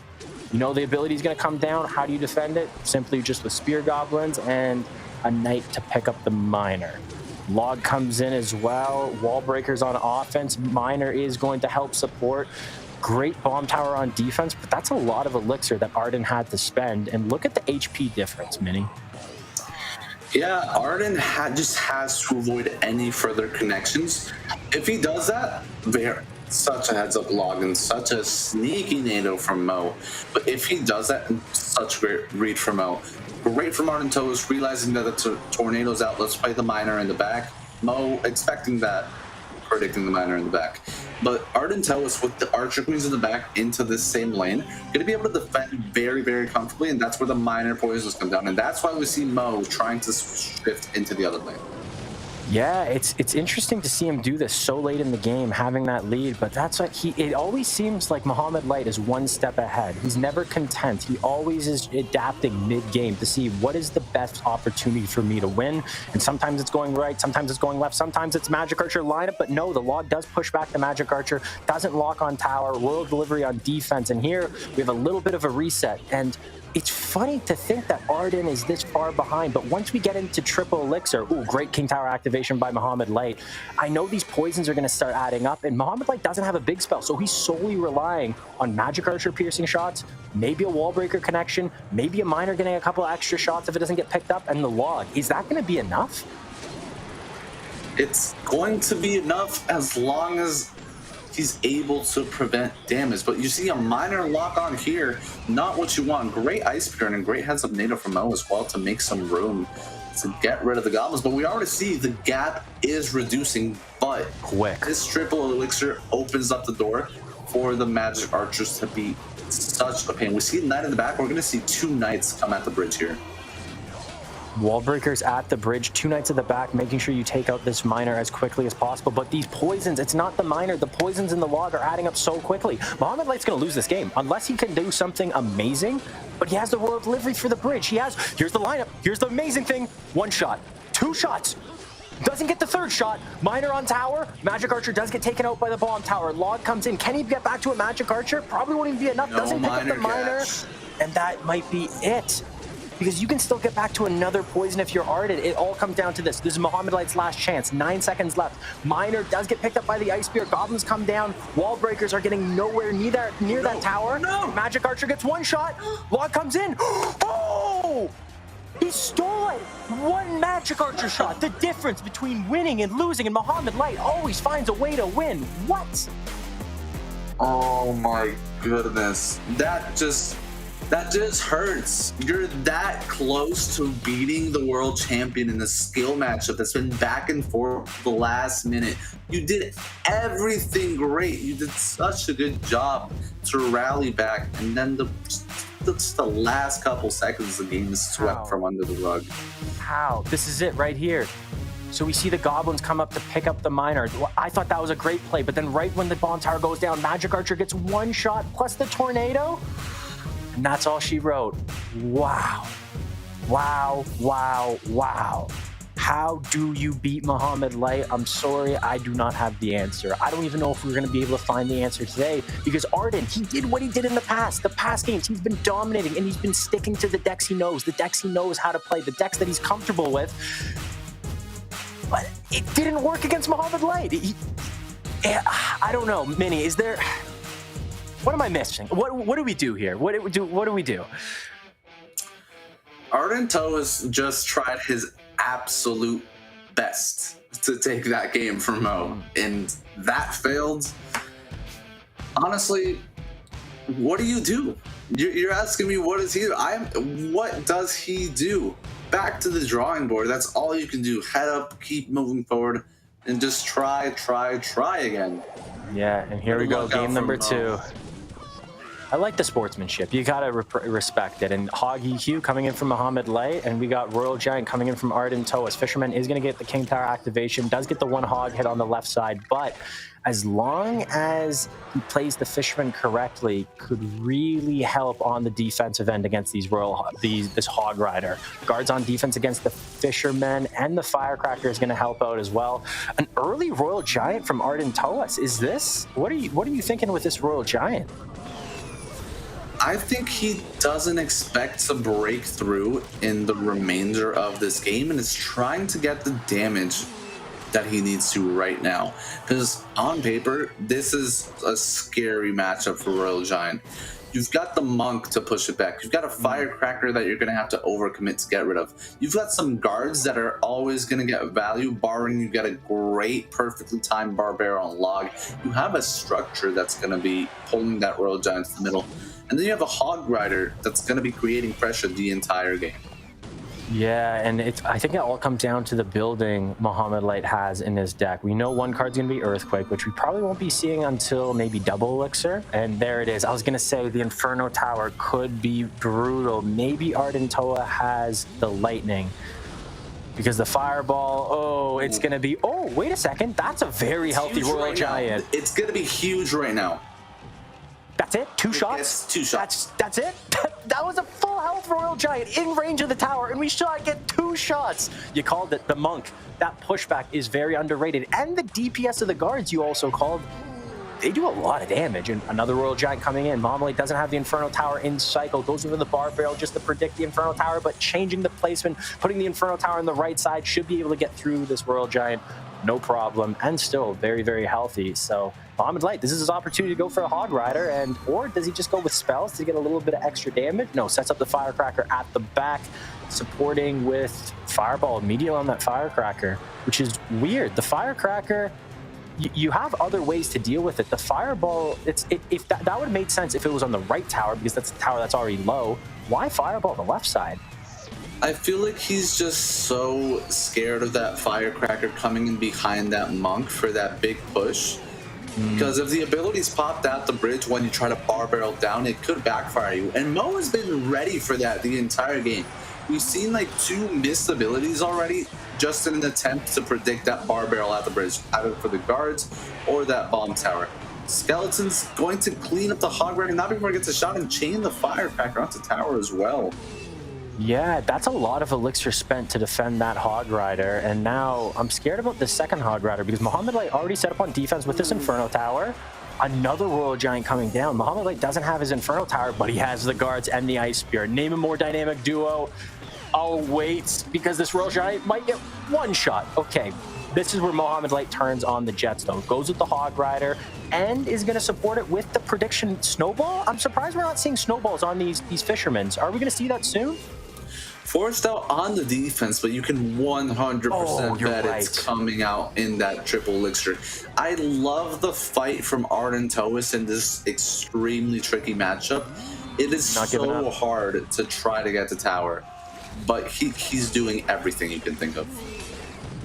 Guards used on the left side, so now having a limited amount of DPS for this Royal Giant on the right side. And hold on. Arden Toas does have another Royal Giant in his hand, and he still has a Fisherman that's healthy, and he also has the Phoenix, but decides to go with Royal Giant at the back. He doesn't have the lead right now, tower-wise, but he's just staying calm. He knows he has time. Time is his friend right now. And now that we're in triple elixir, potentially more Royal Giants. We know that Mohammed Light doesn't have a big spell. Fireball on top. Miss Fireball on the Firecracker on the left side. Uh-oh. No. This is Mohammed Light's chance to win right here. Hog Rider is going to get on tower. Fisherman is not distracted. Snowball to not on the Fisherman, on top of the tower, and the Royal Ghost trying to get additional damage. I just don't, now with that missed Fireball, it forced Arden to use so much more elixir on the left side. Now he couldn't support his Royal Giant efficiently enough, and I don't think Arden has enough time to break through. He's behind by about 500 damage. Royal Ghost on the left side, making the left side tower maybe in a little bit of danger. And now we see a Royal Giant on the left side as well. Fisherman does pull the Firecracker, but Inferno Tower comes down immediately, and he has no way to reset this Inferno Tower. Fireball comes in. Fisherman. No, it's not going to be enough. Almost. There it is. There it is. Minnie, do you want to say it? Do you want to say it? Want to do the honors? Light is the Snapdragon Clash Royale Pro Series Dual Mode champion. Who saw that coming? We did. We did. When we started this, we said, is Mohammed Light going to be able to continue his reign of terror in 2023 in this competition? And he did exactly that. He was able to showcase a bunch of different decks and showcased in dominant fashion. I just don't know how he keeps doing it. I don't know how he's able to stay at this level so consistently over such a long period of time, but somehow he does it. And looking at this replay, it's just clean Clash Royale. No matter what deck he plays, no matter what matchup it is, he either finds out a way to win or just plays the matchup so perfectly that, like, what do you do? And Vinny, I keep saying this. We've talked about, what do you do? I wish there was an answer, but there might just not be. These events just feel like Mohammed Light is just telling everybody, hey guys, I'm still the best. You thought, no, you had some hope of me going, no, I'm sorry, I'm still here. But I really admire and I respect the gameplay that Arden Toas was able to bring. Amazing, His best amazing. 3. He didn't get plowed over. It wasn't easy for Mo. Mo had to be locked in and dishing out his best Clash Royale in order to take this win. I loved what Arden Toas was able to do, coming in from a great lower part of the bracket run, taking it to the champion in the grand finals. Yes, Arden Toas played phenomenal today, and even against Mohamed Light, he did not make it easy. I guaranteed that Mohamed Light maybe did one of his famous little head tilts at the end of that game, or maybe got out of his golden chair, because that first match was very close. And that second match, there is a world where Arden wins that. Maybe just a couple of miscalculations, misinputs, maybe the nerves are getting to him a little bit, because he was so close to potentially dethroning Mohamed Light. We're not seeing that today. We're not seeing that today. Will we ever see it, Mini? It's got to happen eventually, right? Yeah. Maybe we can work. Yeah, maybe we could do it. Maybe we could beat him. We could pull out his Wi-Fi or something, and then we could quickly beat him and take a screenshot, share it to everybody. What a crazy day. What a crazy day. And looking back at the day itself, we had a lot of great matches and a lot of quality Clash Royale. Wow. It's crazy how quickly that went by, Mini. Yeah, when you're watching great gameplay, time flies. Taking a look at this bracket, Lucas, Vitor, lots of expected names getting past round one, barring that Samuel Basoda wipeout versus Nicola in round one. Huge upset there that we didn't expect. Then we had Asaf taking it to Lucas, Mohamed Light just chugging along through Nicola. Oh my god, he won everything 2-0 again. Oh my gosh, Mohamed Light didn't lose a set. He didn't lose a game today. No, he won it all 2-0 again. Wow. He did it again. Wow. So yeah, Mohamed Light's pretty good at Clash Royale. He's figured out how to win this game. He's I think we've all kind of agreed that he might be the GOAT. But if we're taking away from, let's take a step back from Mohamed Light. I think we've talked enough about Mohamed Light. There's a couple of those players like Arden Toas who maybe had a little bit of a slower 2023 campaign so far. I'm really excited to see what this does, if it sets a fire under him, and we might see him in more of these competitions in the future, but also just succeed overall in 2023 and maybe in the World Finals this year. And we saw a great campaign from Mo, Arden Toast, and many other players today. We saw some innovations from our mad scientists who crashed out in the quarterfinals. Some fight from the Brazilian superstar that is Lucas. Vitor taking it to Alexi, and then we saw the rising star Alexi taking his talents all the way into that third place match.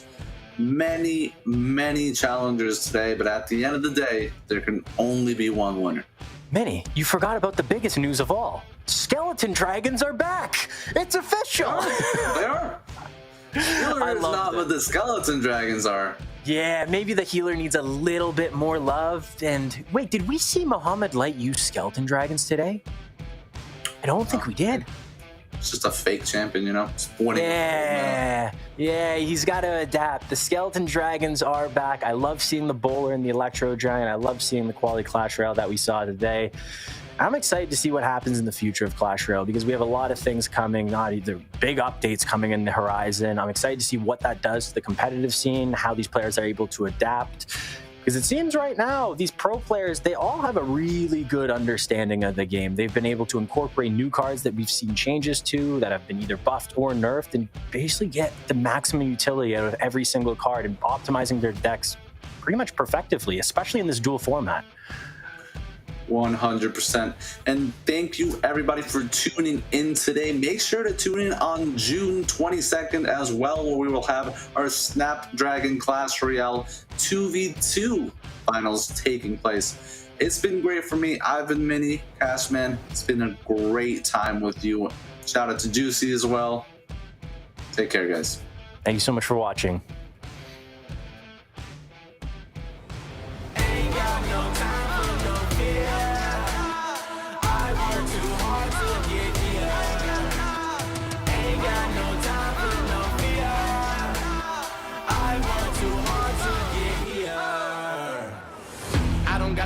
Put me in, coach, I've been going hard, time to let it show. Everything raw, give it to me now. Let me have the spot, man, it's going down. Gotta get it here, I don't wanna wait. Take what I want, then I go train. Gotta get a win, I won't lose the game. This is my year, I ain't gonna break. Strap in, cause it's gonna be a long ride. Working on me every single day and night. Here There comes a time when your worlds will collide. If it's holding you back, push it right to the side. On another level, I will never settle. Mind over matter, get the gold medal. On another level, I will never settle. Mind over matter, get the gold medal. Ain't got no time for no fear. I work too hard to get here. Ain't got no time for no fear. I work too hard to get here. On another level, I will never settle. Mind over matter, get the gold medal. On another level, I will never settle. Mind over matter, get the gold medal. On another level, I will never settle. Mind over matter, get the gold medal. On another level, I will never settle. Mind over matter, get the gold medal.